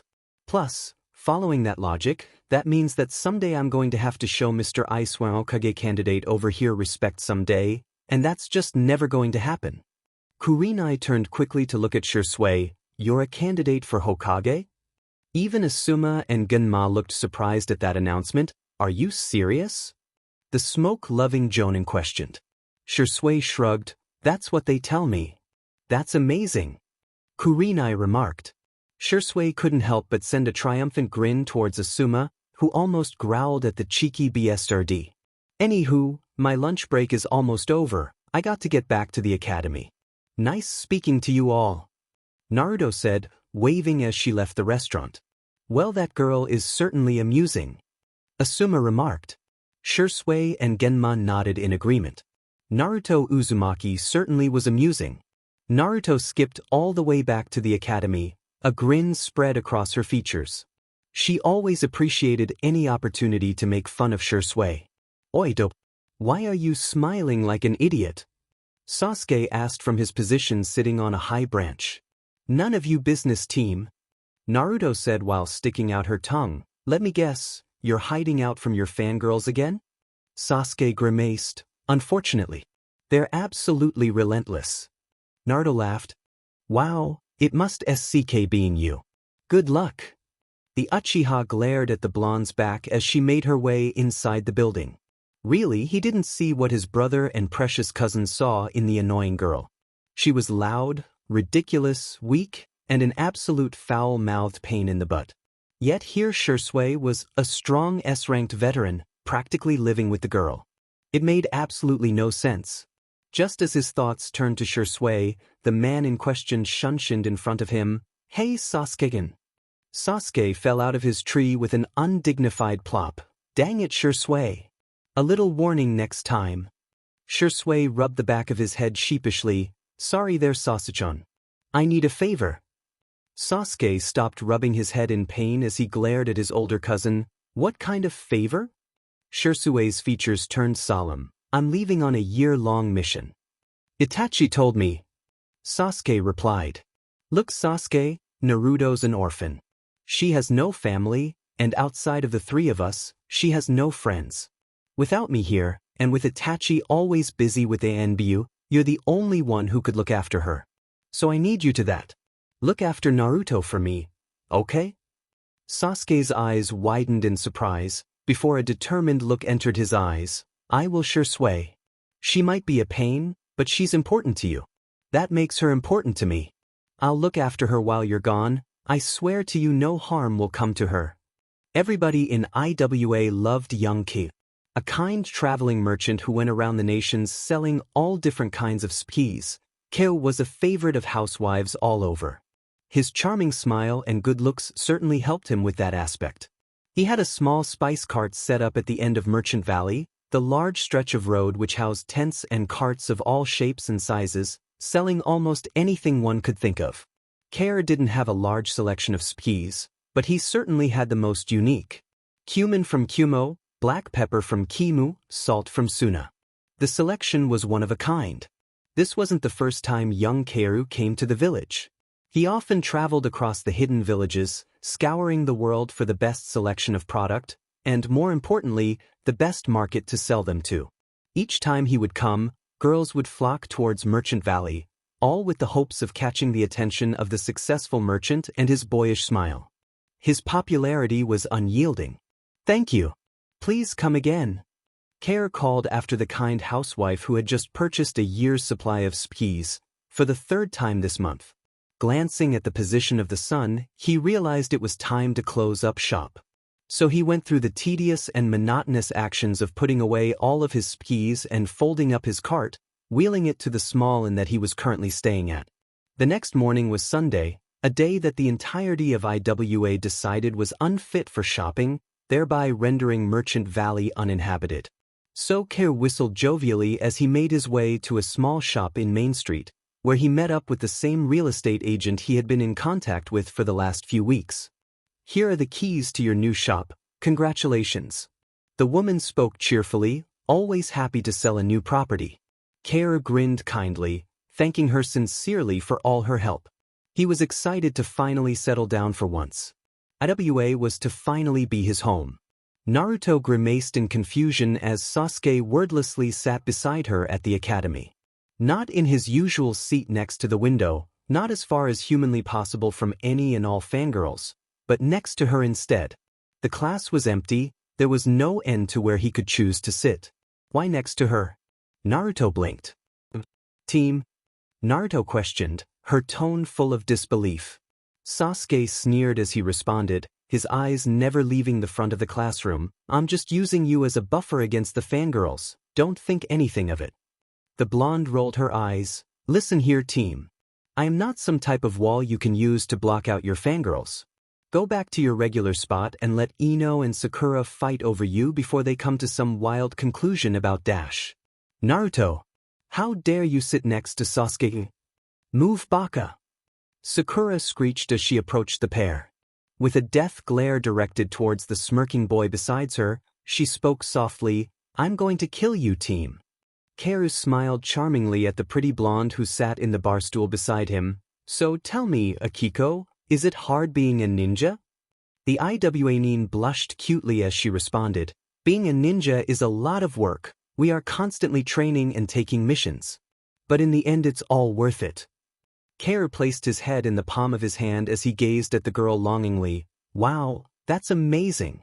I could never have that type of dedication. You were never interested in the shinobi arts? She questioned. Kaoru shook his head. No, nothing like that. My parents were merchants, their parents were merchants, their parents before were also merchants. Being a ninja never even crossed my mind. My parents were civilians as well, Akiko revealed, but as a child I looked up to my older brother. He was the coolest guy I knew. He became Jonin at a young age, and was a veteran of the Third Shinobi War, even surviving an interaction with the Fourth Hokage himself. I've wanted to be a shinobi ever since.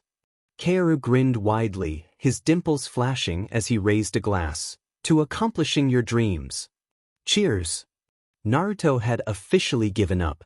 Withholding the urge to slam her head against the wall repeatedly, she instead chose to let out a growl. Who, the F dash, let you in?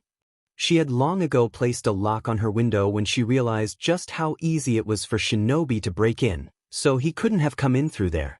Sasuke looked up calmly from his homework, which was sprawled haphazardly across her dining room table as he answered, Shisui gave me a spare key before he left. Naruto breathed out through her nose, slowly counting to 10, and why did he give you a key? Sasuke shrugged as he returned to his assignment, I'm not a mind reader dobe. Then what are you doing here? The Uchiha clicked his tongue as he flipped through his textbook. The Uchiha compound is too loud, my little cousins were distracting me from my homework. Naruto groaned, for the billionth time team, my home is not some type of Uchiha safe house. It's not. A voice questioned from the doorway to her apartment. Naruto and Sasuke turned their heads to see the figure of one Itachi Uchiha, strolling in with an arm full of files. Hey brother, I saved you a seat, Sasuke called, gesturing to the chair beside him. Thanks, Sasuke, Itachi said kindly, poking him in the forehead as he took a seat and started on his paperwork. Naruto seethed, what the F am I? Invisible? Hey Naruchan, Itachi greeted with a small smile. I apologize for the disturbance, but the compound really is too loud to get any work done. Let me guess, Shisui gave you a spare key as well? Itachi blinked. What? Naruto threw up her hands. That's it. I give up. Hey Dobe, did you do today's assignment? Sasuke questioned the blonde once he realized that she was reading an orange-covered book and not starting her homework. Nope, she spoke, and I don't plan on it. Sasuke frowned. It's worth a lot of credit. Naruto shrugged. I'm already dead last. Even if I magically get a perfect score on every assignment from now until graduation, I'm so far behind even Shikamaru that I'll still be considered dead last. But you would narrow the gap between you and the rest of your classmates, Itachi spoke. I'm sure Sasuke would be happy to help you with your homework if you're having trouble. I would. Sasuke questioned incredulously. You would, Itachi smiled threateningly. After all, it's the least you could do after Naruto graciously let us stay at her apartment. Naruto snorted as she mumbled, let you? You guys practically broke in. Sasuke sighed. I suppose you're right. Come on Naruto, bring your homework and we can go over it together. Naruto scrunched up her nose in disgust. Why would I ever agree to that? Because Dobe, you need to know this information if you're ever going to be a shinobi. Right? Like I'll need to know the trading laws of IWA in a real-life scenario, Naruto mocked, rolling her eyes. You never know, Naruto, Itachi said. A lot of this so-called useless information has really saved me over the years. You need to know this stuff. Sasuke groaned. Look, Dobe, you're going to graduate and be a shinobi. It's obvious. But chances are, we're going to end up working together on some missions in the future, and I'd rather not have you slow me down with your lack of knowledge. Of course your only concern is about your future sanity, Naruto teased. Sasuke's questionable motivations aside, Itachi lectured. He's still not wrong. You need to learn all this information. Just do your homework. Naruto loudly groaned as she got off her couch to approach the table. Fine, I'll do the demon homework. Uchihas and their any concerns? Sasuke smirked victoriously as the blonde sat beside him to read from his textbook. Okay, so this first question is about the trading policy regarding food items such as SPs. SPs. Get your international and unique SPs here. Kaoru called out from the front of his recently furnished shop. Grand opening today, get everything 10% off. Soon enough, his shop was filled with people of all kinds, civilians and ninja alike. Hiro, his new employee, came up to him in panic. How much are we selling the oregano again? Kaoru apologized to the beautiful blonde he had been chatting up with a smile, as he followed the scatterbrained Hiro to the cash register. Don't forget, Hiro, all prices for the SPs are outlined in this book. It's all written in alphabetical order, so just go off that, okay? Hiro looked up at his boss with tears in his eyes. Thanks, boss. Kaoru ruffled the younger boy's hair. Anytime, kid. Now go and sell these SPs. Naruto resisted the urge to close her eyes and fall asleep.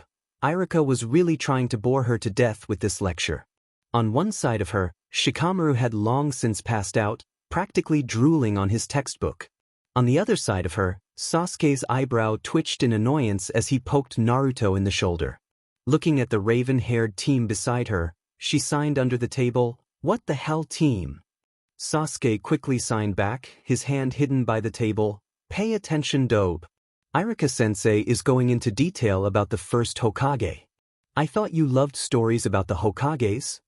Naruto rolled her eyes as she responded, her fingers contorting perfectly from her many hours of practice. Well, he's explaining it in the most boring way possible. How am I supposed to pay attention when his very voice wants to put me to sleep? Sasuke sighed. When Shisui told him to take care of the idiotic blonde, he didn't realize it would be this difficult. Quickly, he signed back. Then don't pay attention to him.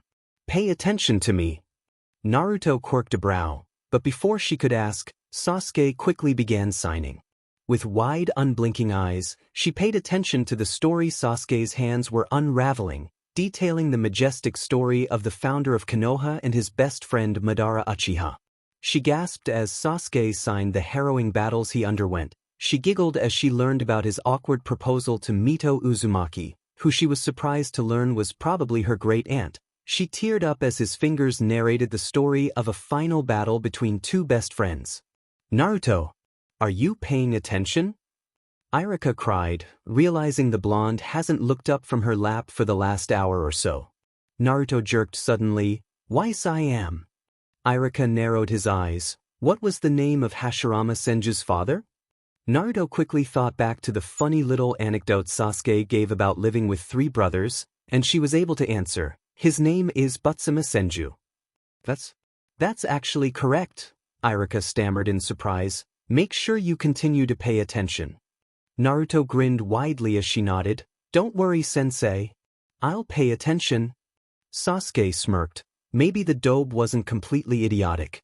The Hokage sighed deeply as he read the latest mission update from his future successor.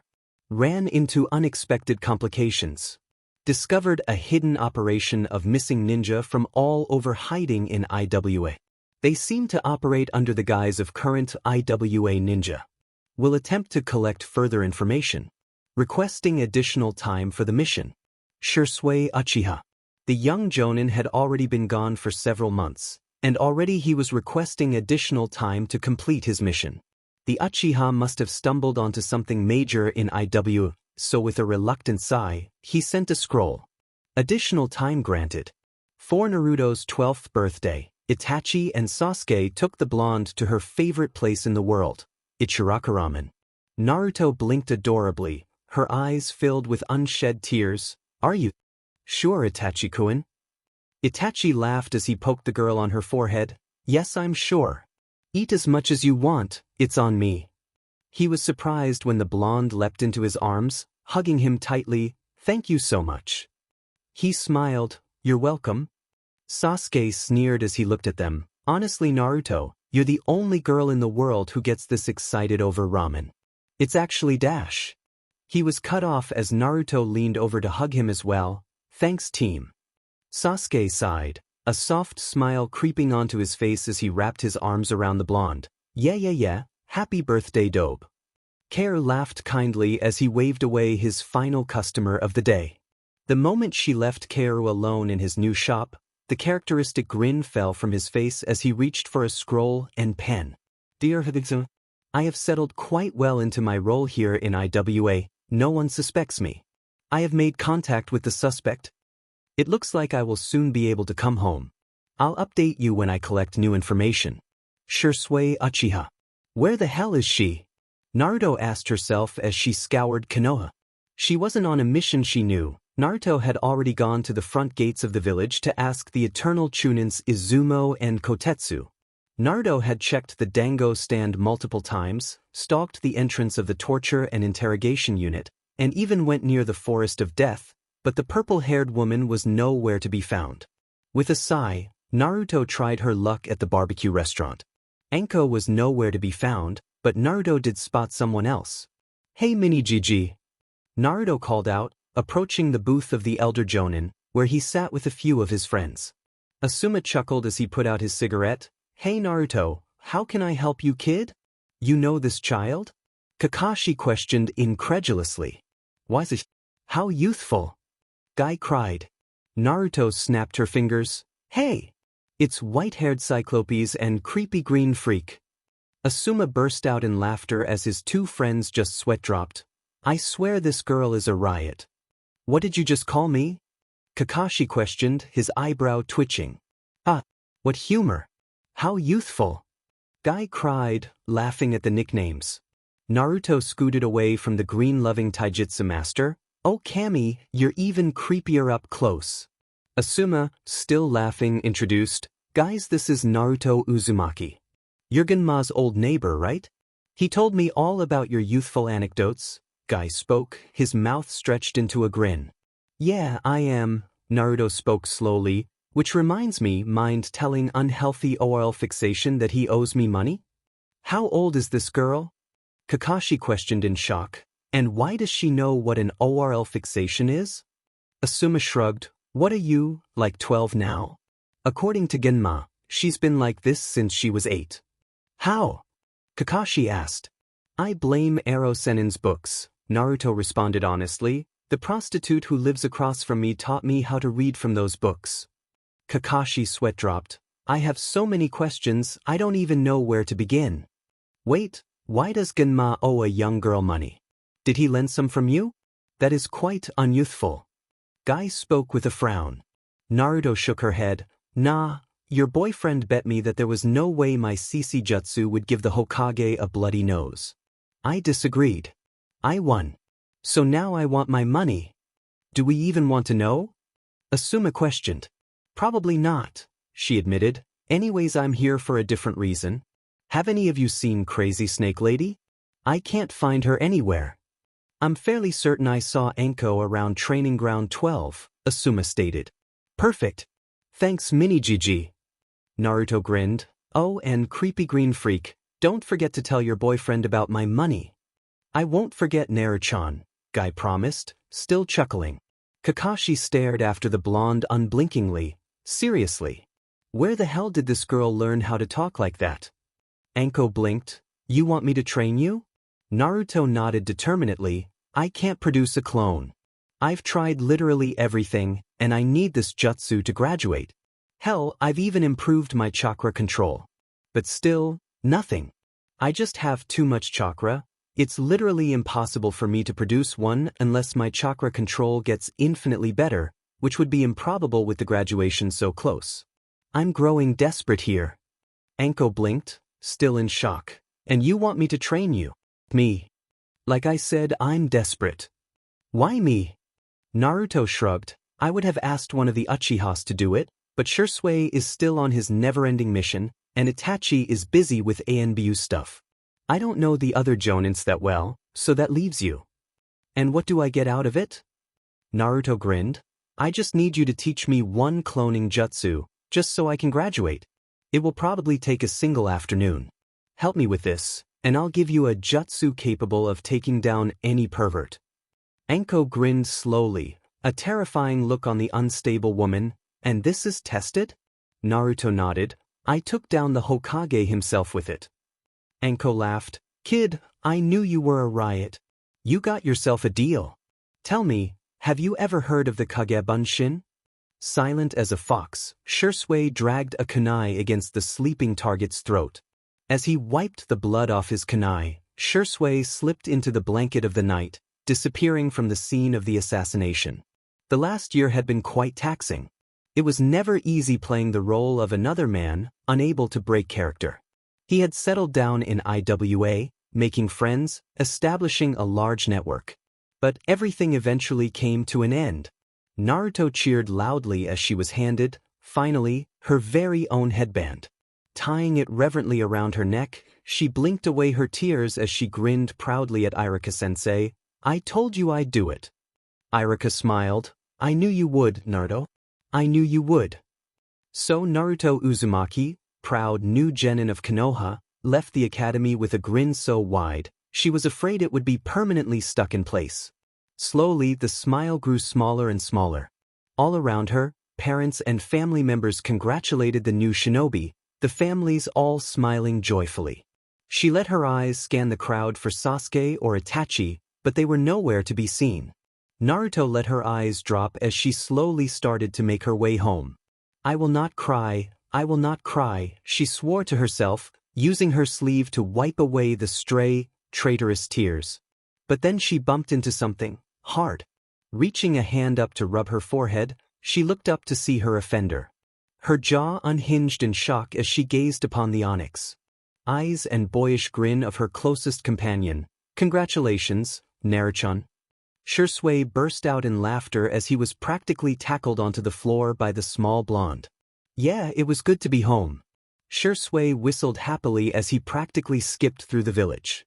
Oh, how he had missed his home. IWA was nice and all, but it didn't help that he spent the entire time living under festered paranoia, his Mangekyo-enhanced memory taking account of every ninja he had run into during the Third Shinobi War. He was just lucky that he was too young during the war for anyone to recognize him now. Anyhow, he was just happy to be back home. He had missed his family, the little Uzumaki included. Speaking of the blonde, she was all too excited to see him after her graduation. Shisui, in all honesty, was just glad he was able to make it on time. They had spent the next 2 days staying up late and catching up on what they had missed in the time they had been apart. Shisui was beyond proud to see Naruto had greatly improved in chakra control and had even learned the famously difficult Kagebunshin. Her chakra coils really were out of this world. Today the adorable genin had somehow got roped into teaching the Hokage's grandson something, but it was for the best. Shisui had some personal business to attend to anyways. He was soon taking a seat in his favorite stool at his favorite bar, ordering his usual drink of whiskey neat. With his eyes closed, he felt his chakra slowly seep out of his body and across the room, taking a note of every presence. A smirk appeared on his features as someone sat beside him. I heard you were back. Shisui opened his eyes to see the unemotional eyes of Hatake Kakashi, his mask hiding the handsome features that Shisui knew to be beneath. It seems you heard correct. Kakashi nodded. Asuma will be glad to see you. Shisui snorted as he took a swig. No, he won't. Kakashi I smiled. No, he won't. But Kurenai will. What is it that you want, Hataki? Shisui asked, giving up on the pretense. You're not one for small talk, especially with me. Kakashi grimaced. It was true, there was no love lost between the two jonin. Hataki had disliked the arrogant Uchiha since youth. His battle prowess and relation to Kakashi's useless teammate was all that the mask-wearing jonin needed to hate him. At least that was what he told himself. Truth was he hated how quickly young Shisui won the respect of his mentor, Minato Namikaze. Shisui was just as young as Kakashi was when he graduated. However, while Hataki spent years training before seeing battle, Shisui graduated in the thick of the Third Shinobi War, bloodying his hands at a frighteningly young age. His use of the Sharingan was unparalleled even amongst the veteran Uchiha, and was an absolute natural at infiltration, his tiny lithe body easily missed by most adults. As if that weren't enough, he was also one of the only people in the world privy to the fourth Hokage's biggest secret. While that would, in theory, bring two people closer together, it only served to alienate them. Kakashi thought Shisui to be untrustworthy, being too young to understand the full gravity and magnitude of the secret. Shisui thought Kakashi to be an arrogant know-it-all who wasted Obito's final gift. Needless to say, the two weren't exactly friends. I'm going to be the sensei of Team 7, consisting of Sakura Haruno, Sasuke Uchiha, and Naruto Uzumaki, Kakashi admitted sheepishly. Shisui felt his eyes widen in surprise. Why are you telling me this? Hataki nervously scratched the back of his head. Look, Uchiha, I know we're not exactly the best of friends, but I felt as if you have to know. Sasuke is your cousin, and Naruto, well, Naruto is as much my responsibility as she is yours. Shisui felt his grip tighten on his glass. So that's what this is about. You felt as if her mother's student should be privy to her whereabouts. That's funny, considering that no one ever thought to keep me in the loop before. Kakashi winced once more. This was why he hated talking to the Uchiha prodigy. Not only was he quite annoying for a genius, but it just wasn't worth the guilt that crept up his throat each time Shisui ruthlessly cut him with the truth. Shisui, besides the Hokage and myself, you are the only one in the village that knows of Naruto's true parentage. And frankly, you spent more time with Kushina than the two of us combined. When it comes to teaching Naruto, you might be the best one to ask. You have a first-hand account on how to deal with a Jinchuriki. Then let me give you a little piece of advice. Hataki, Shisui spoke slowly as he rose from his seat. Naruto is going to be even more powerful than her father. Don't you dare mistake her for the idiot I'm sure her file states her to be. If you even try to get away with teaching her as little as possible, I'll hunt you down myself. And don't make any mistake, the only reason I'm giving you the courtesy of a warning is because we are fellow peers, so don't make me regret it. Naruto stared with wide, unblinking eyes at her closest friend. The usually jovial Uchiha was uncharacteristically solemn, his lips stretched into a pained grimace as he recounted a slightly altered version of a story that he was all too familiar with. The fox was just too powerful to be killed, and the only thing that could hold the sheer magnitude of a nine-tailed demon is a human. However, it would have been impossible to seal the QB in a person with fully developed chakra coils, so the person had to be a newborn, Naruto interrupted, a fresh, newborn baby. And I was the only one born in the village on that night. Shisui nodded slowly. You are the Jinchuriki of the nine-tailed fox, the container of the strongest demon in existence. Naruto accidentally let a few tears slide down her cheeks. I am a demon. Shisui shook his head rapidly, taking Naruto's small delicate hands in his own. No, Naruto, no. You are not a demon, merely its container. You are still the same foul-mouthed little girl who enjoys playing pranks. But the villagers were right to hate me this entire time, Naruto choked out. I am holding the same demon who killed all of their loved ones. They were right to hate me.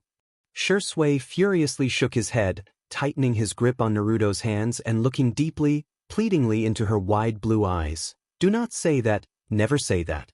You are holding the demon, that is true, but as its jailer. You holding back the fox is the only reason we are still alive.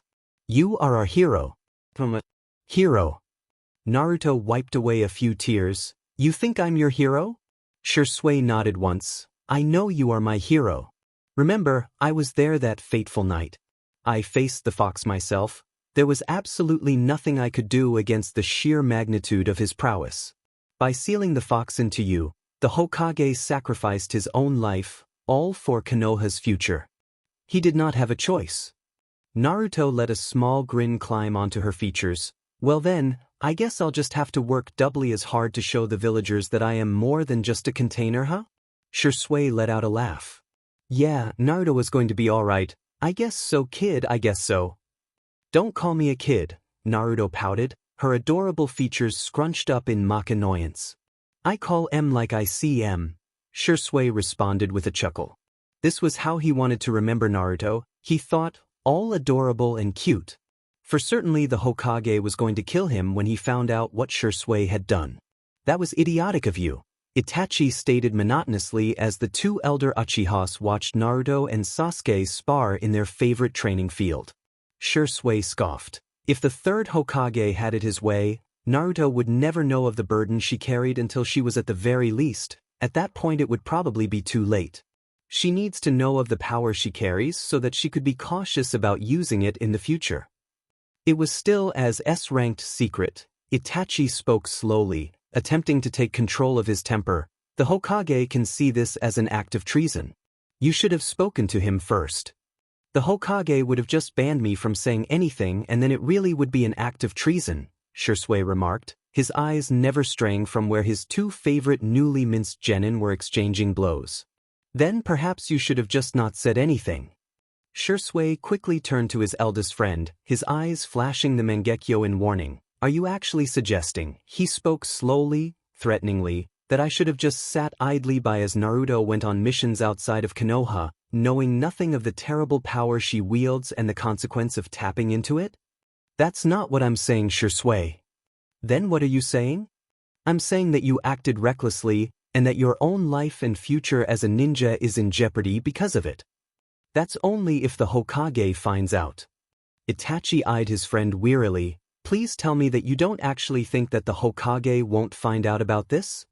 Shisui shrugged. For a man who is commonly referred to as the professor, he still hasn't found out that his most powerful weapon and pseudo-granddaughter is living with a jonin 5 years her elder, and most likely successor to the hat.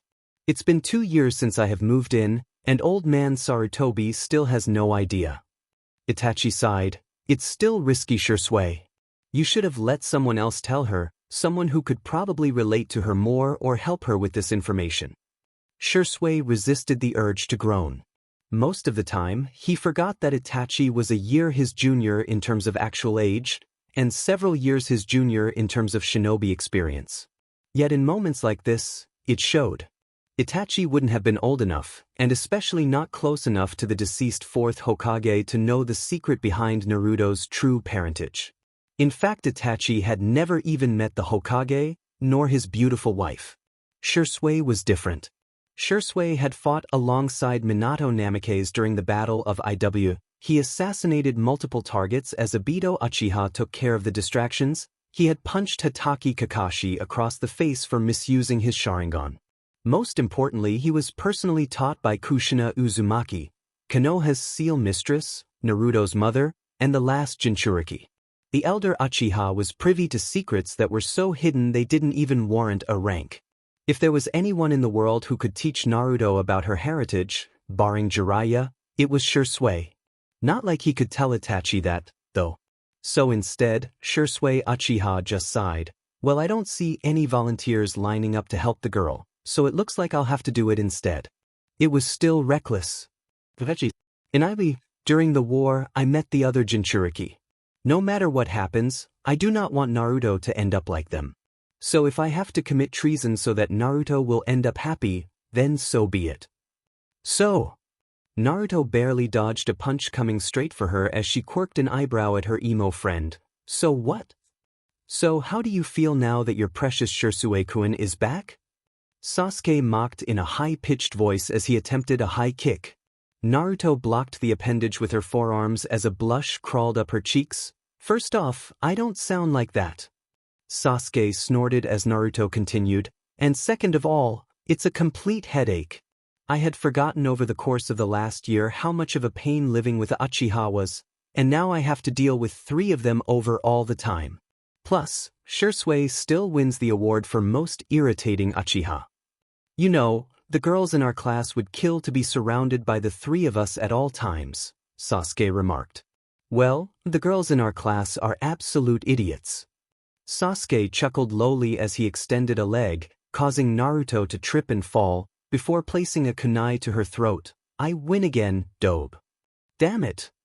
Naruto resisted the urge to slam her head onto the table in irritation. She had been having a great morning. Shisui crept out in the middle of the night for some reason or another, so Naruto had been able to have a relatively peaceful breakfast. She had hummed happily all the way to the academy, excited to receive her team placements. Nothing could ruin her mood. Of course, then she was placed in a team with Sasuke Uchiha. Slam. She hit her head on the table again in frustration.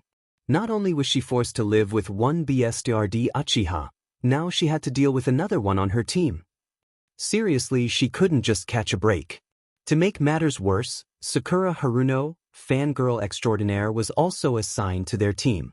The pink-haired banshee had spent the last 3 hours trying to talk to Sasuke, who was steadfastly ignoring her with astonishing ease. Really, Naruto envied the boy. She wished she had the ability to block off all the screeching. As if all that weren't enough, their sensei was seriously late. As an even Irika left a few hours prior when he realized just who exactly was going to pick the 3 genin up. All in all, Naruto was angry. It was only natural that the first response to come to mind was to set up a prank. Kakashi watched his newest ducklings through scrunched-up eyes. Sakura Haruno fit the fangirl profile perfectly, if the loving looks she was shooting the uninterested Uchiha were to be believed. Sasuke, on the other hand, acted like every typical genius Uchiha. He was bored, arrogant, and bordering on completely antisocial. That was going to take some work. Then there was Naruto Uzumaki, the dead last of her class and Jinchuriki of the Nine-Tailed. She had her mother's personality with none of her father's affinity for academics. She was going to be a tough one. On paper, there was no one more perfect than Kakashi to train her. After all, he himself was trained by the girl's father. But in reality, Naruto was nothing like her father, her looks notwithstanding. She was completely her mother's daughter, and it was that realization that prompted Kakashi to seek out the assistance of Shisui Uchiha. He should have realized the younger man would be wildly unhelpful. Not that Kakashi could blame him. He hadn't been exactly pleasant to the genius Uchiha in the past. They had quite a complicated and checkered past. While they were both professional, never allowing personal feelings to come between them on a mission, it was a different case when they were past the safety of their village walls. Shisui barely tolerated Kakashi's presence at best, while Kakashi wanted absolutely nothing to do with the man who reminded him so much of his deceased teammate. Kakashi knew it wasn't Shisui's fault that he was the only other excitable Uchiha, but his bitter feelings didn't really understand logic. Naruto's sweat dropped. White-haired Cyclopes literally told us nothing but his name. If you know my name, little Naruchan, then perhaps you should use it, Kakashi advised, amusement coloring his words. Sasuke looked between the two. You've met before? Naruto nodded in response. Yeah, he's friends with Mini Gigi and Creepy Green Freak. Sasuke nodded as though that cleared everything up. Huh, it seemed as though the Uchiha and Uzumaki were closer than they portrayed themselves to be. Okay, Pinky, you're up first, Kakashi said with a fake-eye smile. My name is Sakura Haruno. Well, what I like, or should I say person I like is... Sakura stammered with a squeal as she looked at Sasuke. What I hate is Naruto and other girls who think they can date Sasuke. Right back at you, Pink, Naruto groaned. And for the millionth time, I am not interested in the team. Sakura huffed incredulously as she continued. And my dream for the future is... With the squeal that came out of her as she looked at Sasuke with hearts in her eyes, it didn't take a genius to know what the young girl was thinking. Kami he hated dealing with fangirls. Instead of spending more time on the hopeless girl, Kakashi turned to the object of her affections. Okay, brooding Uchiha is up next. Sasuke shot him a look so malicious that Kakashi swore he had to have picked it up from his bitter elder cousin. My name is Sasuke Uchiha. I like tomatoes and my family, I hate fangirls, and my dream for the future is to join the ANBU and protect what's precious to me. Kakashi certainly didn't see that response coming. Although he supposed that Sasuke probably wanted to follow in the footsteps of his two idols. "Alright Blondie, your turn." Naruto also shot him a look that was ridiculously similar to the one Sasuke himself gave him. "Interesting. My name is Naruto Uzumaki.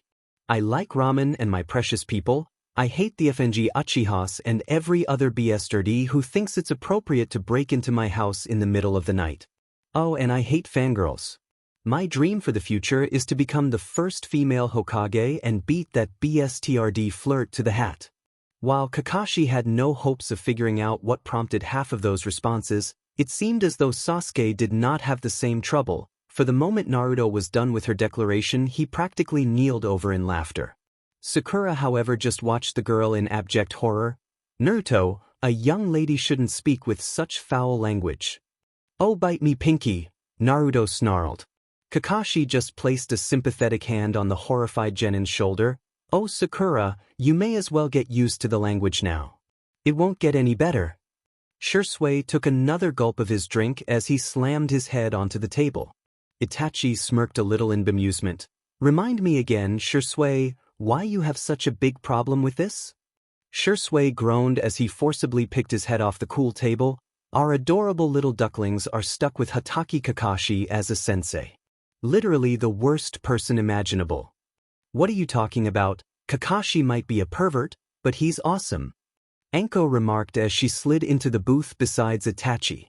Kurenai slid in beside Shisui as she softly remarked, "Kakashi is odd, certainly, but he's a good man and a powerful ninja. I'm sure your cousin will be fine under his tutelage." Shisui shot a glare at the two women before a deep chuckling interrupted him. Pulling a chair to the table, Asuma took his seat. "Oh, you adorable, beautiful young women. Truly I forget just how youthful you both are." "What do you mean by that, Asuma?" Anko questioned, taking a large swig out of the bottle in her hands. "What I mean is that Shisui and Kakashi have been at each other's throats since the Third Shinobi War. Hell, it would take another war to make things right between them," Asuma kindly explained. "But wouldn't Kakashi make a great sensei for Sasuke? He has the Sharingan after all," Kurenai asked timidly, shrinking back a bit as she noticed that Shisui's glare seemed to intensify. "Oh no, do not get Shisui started on Kakashi's Sharingan," Asuma quickly warned, but it was too late. "He's an idiot, plain and simple. I don't care that Cousin Obito gave him the eye, but does he have to misuse it in such a way? I mean seriously, what kind of idiot uses it to mindlessly copy jutsu?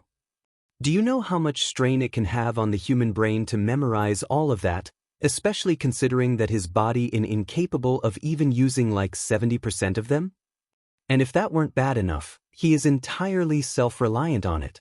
He would seriously be screwed in a fight if someone impaired that. Really he's giving a bad name to Sharingan wielders everywhere." Asuma shot Kurenai a look. "See what you started?" Itachi just sighed. "Shisui, I have been teammates with Kakashi for years in the ANBU. He's not that bad." Shisui snorted. "I'll believe it when I see it." Wanting to switch the topic and realizing quite correctly that none of them had even the tiniest sliver of hope in understanding what was sure to be a ridiculously complicated relationship, Anko shot a look at Kurenai and Asuma. "So I heard the two of you were given genin teams. How'd the brats do?" Kurenai beamed as she replied, "Well, Hinata is an absolute doll. I look forward to helping her get out of her shell. Kiba is a little rough around the edges, but he is strong. Shino can use some help opening up, but he will make a wonderful tactician. Truly the three will make a wonderful tracking squad." They passed with flying colors. "Wait," Shisui interrupted, "you're a Jonin instructor? Don't you have to be a Jonin for that?" Kurenai blushed. "I forgot you weren't here for that, but yeah, I passed the Jonin exams a month ago." "Congratulations," Shisui said genuinely, his wide grin showing off his boyish dimples. "I'm happy for you. You'd make a wonderful sensei, unlike a certain Cyclops I know." Before Shisui could go on another rant, or worse, actually start flirting with Kurenai, Asuma interjected, "I have the second-generation Ino Shikacho. Ino is an absolute fangirl, obsessed with the young Uchiha. Choji wants to do nothing but eat, And Shikamaru is too lazy to do anything but cloud watch. But DMN if that kid isn't a bigger genius than his father. That got everyone's attention. You think baby Nara is a better tactician than his father? Asuma nodded. Well, not yet. But one day, certainly. Good, Itachi nodded. Shisui could use a talented strategist when he's Hokage. Anko spat out her drink. Wait, you really think Shisui's going to be Hokage? Kurenai shuffled a bit in her seat. Hate to break it to you, Anko, but it's basically confirmed. Shisui Uchiha is going to be the Godame Hokage. So you're... Naruto shuffled in place, her eyes not meeting Sasuke's as he stared at her across her kitchen counter, the Jinchuriki of the Kyuubi. Sasuke sighed deeply. Naruto, you're such an idiot. The blonde lifted her head, unshed tears glistening in her eyes. Huh? You're an absolute moron if you think I would care about a little thing like this. Naruto laughed in disbelief. Little thing? I carry the world's strongest demon in my gut. Sasuke shrugged. Yeah, well, you're still a dope. And only a person even more idiotic than you would believe that a moron like you could be a demon in disguise. I mean, seriously, what kind of absolute fool would ever think? Sasuke was interrupted as he was tackled off his seat in an over-enthusiastic hug. Dope. Naruto tightened her grip on the raven-haired boy. Thank you, team. And then we finally got the bells. Naruto narrated excitedly as she took another bite of her ramen. I still have no idea what Sasuke said to Sakura to make her cooperate with us, but it seemed to work. The bell test. Good to know that Kakashi was just as predictable as ever. And Sakura didn't mind working with you? Naruto shrugged. Not really. I mean, she was giving me weird looks the entire time, but I think that's just because it seemed as though Sasuke and I were actually getting along. And no one has noticed that you and Sasuke are actually friends? Shisui questioned. We're not friends, Naruto remarked. We are casual acquaintances at best. Shisui said playfully. I think you just don't want to admit that you actually enjoy our company. Naruto scowled. As if I could ever enjoy the company of a Uchiha. Admit it, you love us, Shisui taunted. Never. Shisui laughed loudly. He had truly missed this. It was good to be home. Danzo scowled as he was handed a report from his root agent. The Uchiha brat was back from his year-long mission, and already he was giving Danzo a headache. There was absolutely no one in this entire village that he hated more than Shisui Uchiha, the meddlesome brat having long ago ruined his plans for Konoha by brokering peace between his clan and the council. His most complicated and power-oriented political move in decades, ruined in one fell swoop. It would have been perfect, he mused, if the Uchiha coup d'etat and following massacre went according to plan. Danzo would have been much more powerful, the next in line for the Hokage hat, with a Sharingan well in his grasp and no Uchihas to oppose him. But Danzo made one small miscalculation. He underestimated Shisui's strength. Not having assigned enough root members to incapacitate him, Shisui was able to kill them all and get away relatively unscathed, with just enough information on Danzo's plans to completely ruin him. Having gone straight to his clan head Fugaku, Shisui had done what no Uchiha thought possible. He brought them peace. And now thanks to Shisui's efforts, he was to be made the next Hokage. Well, Danzo would rather die than to watch Konoha place the hat on Shisui's head. Shisui Uchiha was not going to be the Godame. Not if Danzo had any say. Naruto resisted the urge to slam her head against the tree repeatedly. If their sensei was going to make being late a regular habit, she was going to go absolutely crazy. Sakura would not stop talking. Every 5 minutes Sakura just kept bringing up new comments and topics in the attempt to drag Sasuke into conversation, and it was getting ridiculous. Between Sakura's screeching and the sticky heat that was clinging uncomfortably to her skin, Naruto was ready to get the day over with. Now that Team 7 had officially passed the bell test yesterday, they were finally recognized as genin. So far their first day is going horribly, even though their sensei had yet to show up. Sasuke looked as though he were on the verge of committing homicide. To any regular spectators who may be watching his visage, it would seem as though the young Uchiha was not affected by Sakura's incessant talking and pestering. However, to Naruto, who arguably knew him better than most of his clan put together, It was obvious to her that he was beyond tired of the pink-haired genin's attitude. Feeling a little pity for the boy, and more than just a little pity for herself, Naruto spoke. "Sakura, please, for the love of Kami, please shut up." Sakura paused momentarily, her eyes flicking over to where the blonde stood before returning her sight to the object of her affections. "Oh, shut up, Naruto. Can't you see I'm trying to have a conversation over here?" The Uzumaki face palmed. A conversation actually implies that two people are talking. And in case you haven't noticed, the BSTRD is selectively deaf when it comes to your shrieking, a characteristic I wish I had. The pinkette flipped her hair over her shoulder petulantly. "You're just jealous that with another girl on this team, you actually have to compete for Sasuke-kun's attention." Naruto groaned audibly, plopping onto the ground as she closed her eyes in exasperation, sprawled out on the grass. "That's it. I'm done. I have no interest to further this idiocy. Team, you're on your own." The Uchiha shot his friend a quick glare, clicking his tongue in annoyance before continuing to ignore his teammates. He didn't know what he did in his previous life to deserve having the two loudest girls from his class on his team, but he was certain Kami hated him.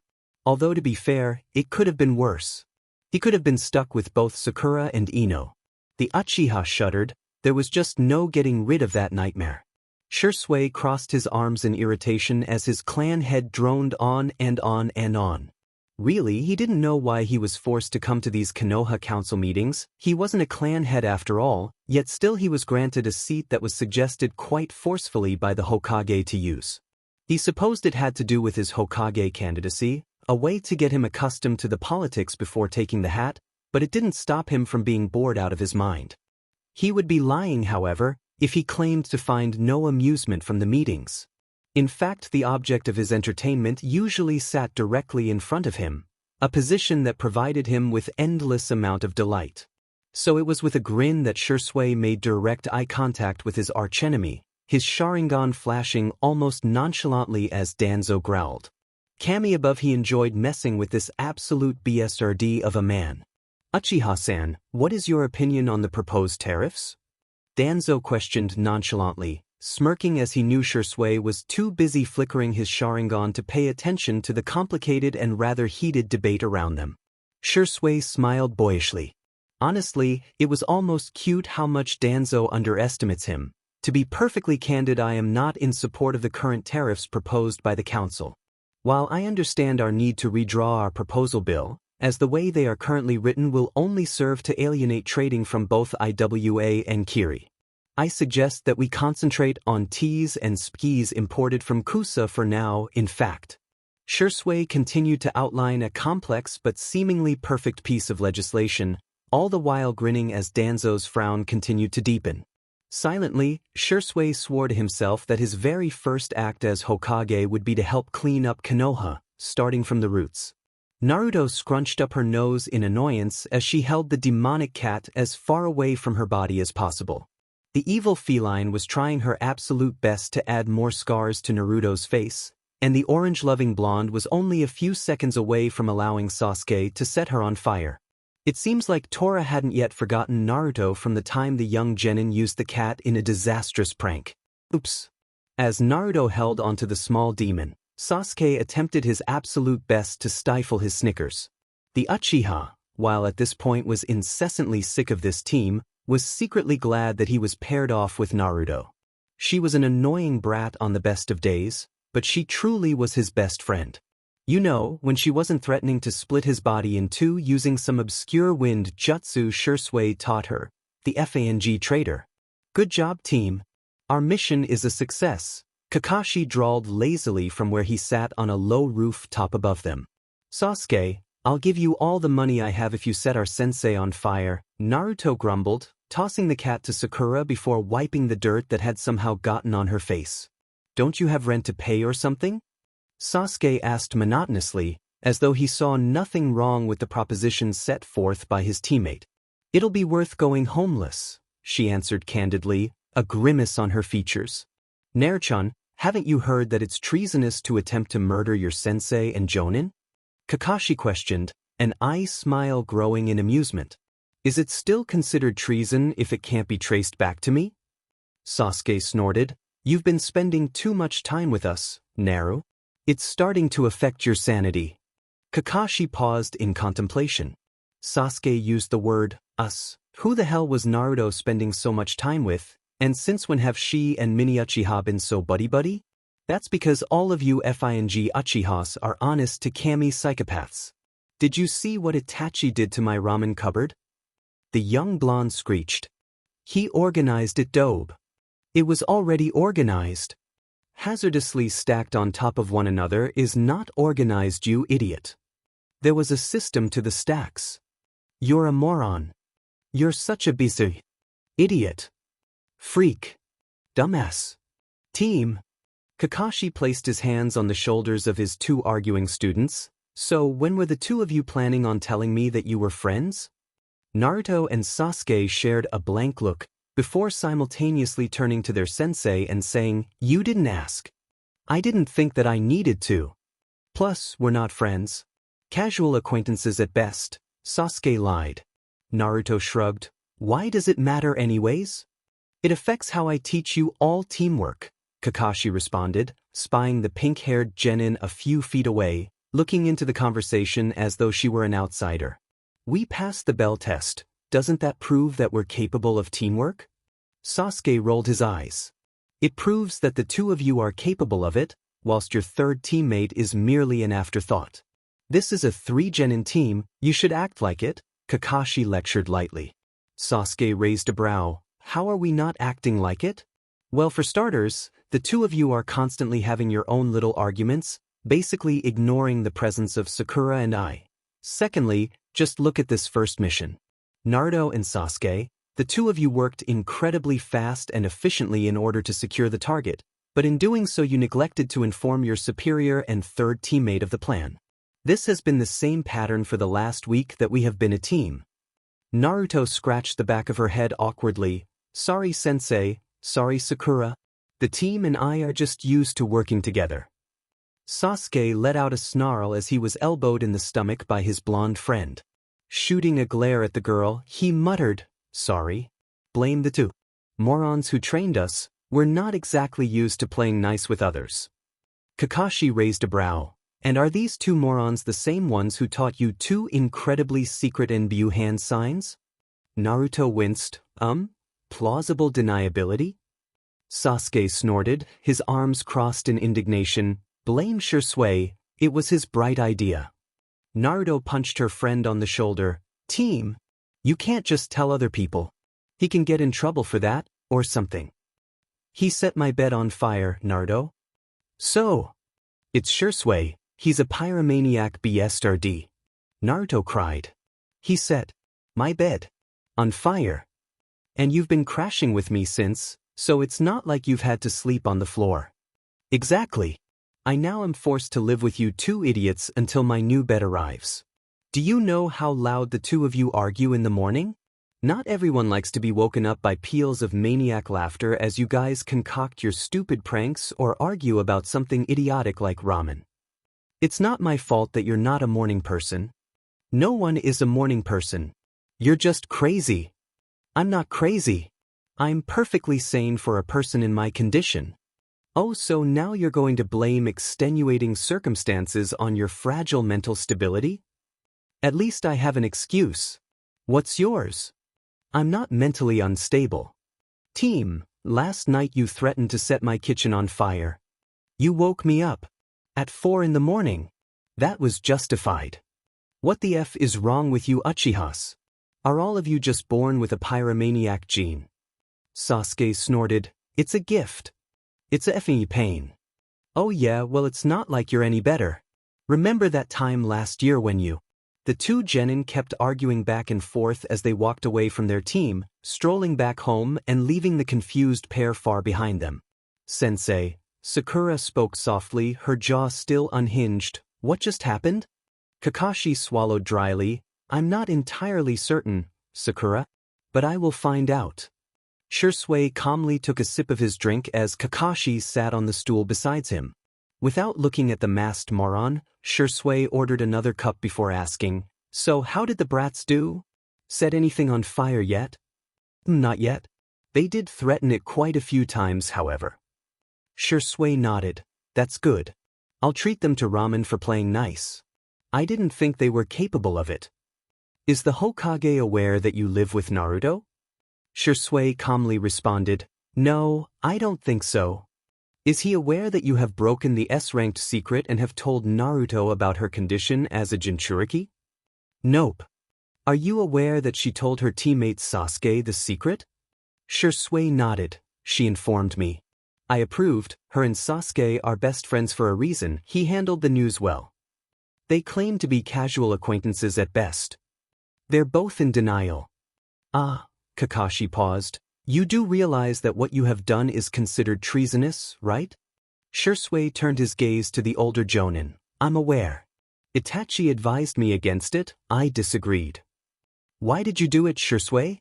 The Hokage can have you executed for this. If he finds out. Even then, I don't think he'll be so quick to kill his successor. It was an unneeded risk. Shisui scoffed. It was idiotic, I agree. However, it wasn't unneeded. I have fought on the front lines against the IWA Jinchuriki. I vividly remember how potent and dangerous their chakra was. I also vividly recall how many of our own ninjas tried to kill them first. I will not have my sensei's daughter running around outside the village without comprehending the full consequences. If that gets me killed, then so be it. Kakashi sighed. I agree with you. Shisui's eyes widened. Do. Of course I do. Kakashi frowned. Minato-sensei wanted his daughter to be seen as a hero. He wanted her to be strong, and designed the seal so that she could access the demon's chakra and utilize it in times of danger. In order to do so, she needs to be aware of what she carries. So you're not going to tell the Hokage that I potentially committed treason? Shisui questioned incredulously. Kakashi quirked his head to the side. What are you talking about? What treason? Shisui laughed as he took a gulp of his drink. Hatake Kakashi, you might not be as bad as I thought. I still think you're a moron. Right back at you, Cyclops. You mean you knew? Kakashi asked doubtfully as his friends laughed. It's not like it's a secret, Asuma laughed. And if it were, it'd be a pretty bad one, Kurenai spoke. Enko grinned. Haven't you seen the two of them run around the village? Naruto basically tries to prank the boy every other day. Kakashi felt his visible eye twitch. So you're telling me that you all knew that Shisui Uchiha has been living with Naruto Uzumaki? And that this had been going on for 2 years now? Guy shrugged. I thought it was common knowledge. Gunma laughed. Shisui needed a place to crash that's closer to the Hokage Tower after getting injured on missions. I used to live in that building, but after I moved, Shisui didn't have anyone else he could ask. Enter Naruto. Kakashi sighed. Does the Hokage know about this? Silence. I don't think so, Asuma admitted. My father doesn't really pay much attention to these types of things. And you all see nothing wrong with the fact that a jonin has been living with an academy student? They're roommates, Enko spoke with a chuckle, plus they're only 5 years apart, so they actually get along really well. Naruto told me about all the weird pranks they pull on each other back when I taught her the Kagebunshin. She was pretty lonely before the kid moved in. Now she has 3 hot Uchihas constantly crashing in her spare bedroom. Seems like a good deal to me. 3? I'm assuming one of them is her teammate, but who's the third? Kurenai asked. Itachi, Genmai answered. The kid is constantly complaining about her lack of organizational skills. Are we just going to brush over the fact that Enko is the one that taught my genin in A-ranked jutsu? Kakashi asked through clenched teeth. It's fine, Genma waved away his concerns. Naruto can't possibly do a regular bunshin with all that chakra she has. Enko is probably the only reason she passed the genin exam. Enko laughed loudly as she slammed a hand on the table. You got that right. The little brat was nothing before my training. Is anyone else wondering how Naruto managed to convince Enko to train her? Kurenai questioned timidly. I'm more concerned about why the girl went to Enko of all people, Asuma admitted. Enko grinned wickedly. I've already met the brat a few times, helped her stalk Shisui once or twice when she was younger. And it's not like I taught the girl for free, she gave me one of her own jutsus as payment for my services. Silence. Kakashi groaned. Oh Kami, please don't tell me. Enko now knows how to perform the CC Jutsu. Gunma sighed. We are all completely and utterly fed. What is dash? Gunma and Kakashi sharply interrupted Kurenai. Don't ask. Enko laughed evilly. Oh, this is going to be so much fun. Again.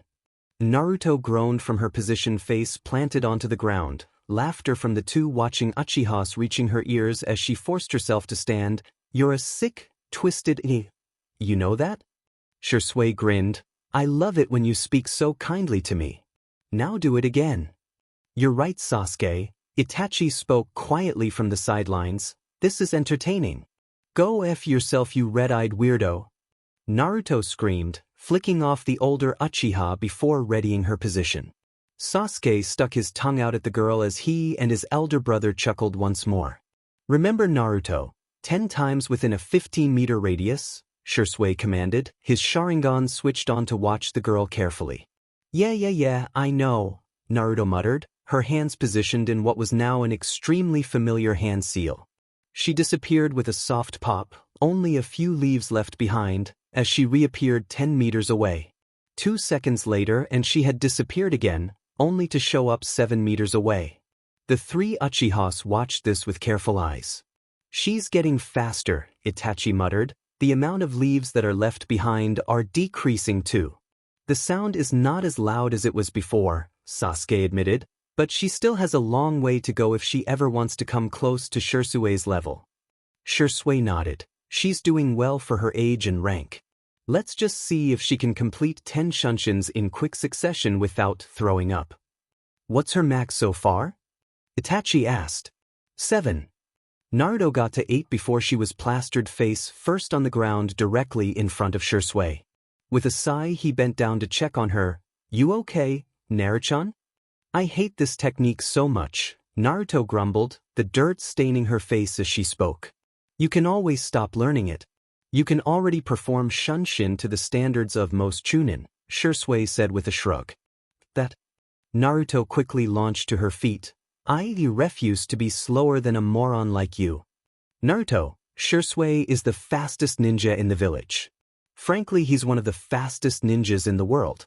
Do you really think you have a chance of catching up to him? Itachi spoke calmly. Naruto growled, her arms crossed in anger. Yeah, I do. Not only am I going to become faster than Shisui, but I'm also going to become strong enough to be Hokage before this moron has the chance to take the hat. Sasuke snorted. You're still in denial about Shisui becoming Hokage, huh? I refuse to serve in a village where this idiot is my direct leader. No way. He's more liable to set the village on fire than he is to save it, Naruto grumbled. Shisui grinned strained. Oh really, Naruto-chan?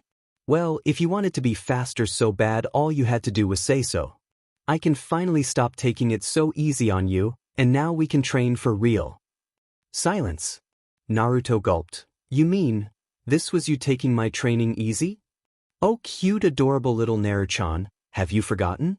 I was trained in the midst of a war, so my level of training is a bit more, how do you say, extreme than what your peers may be used to.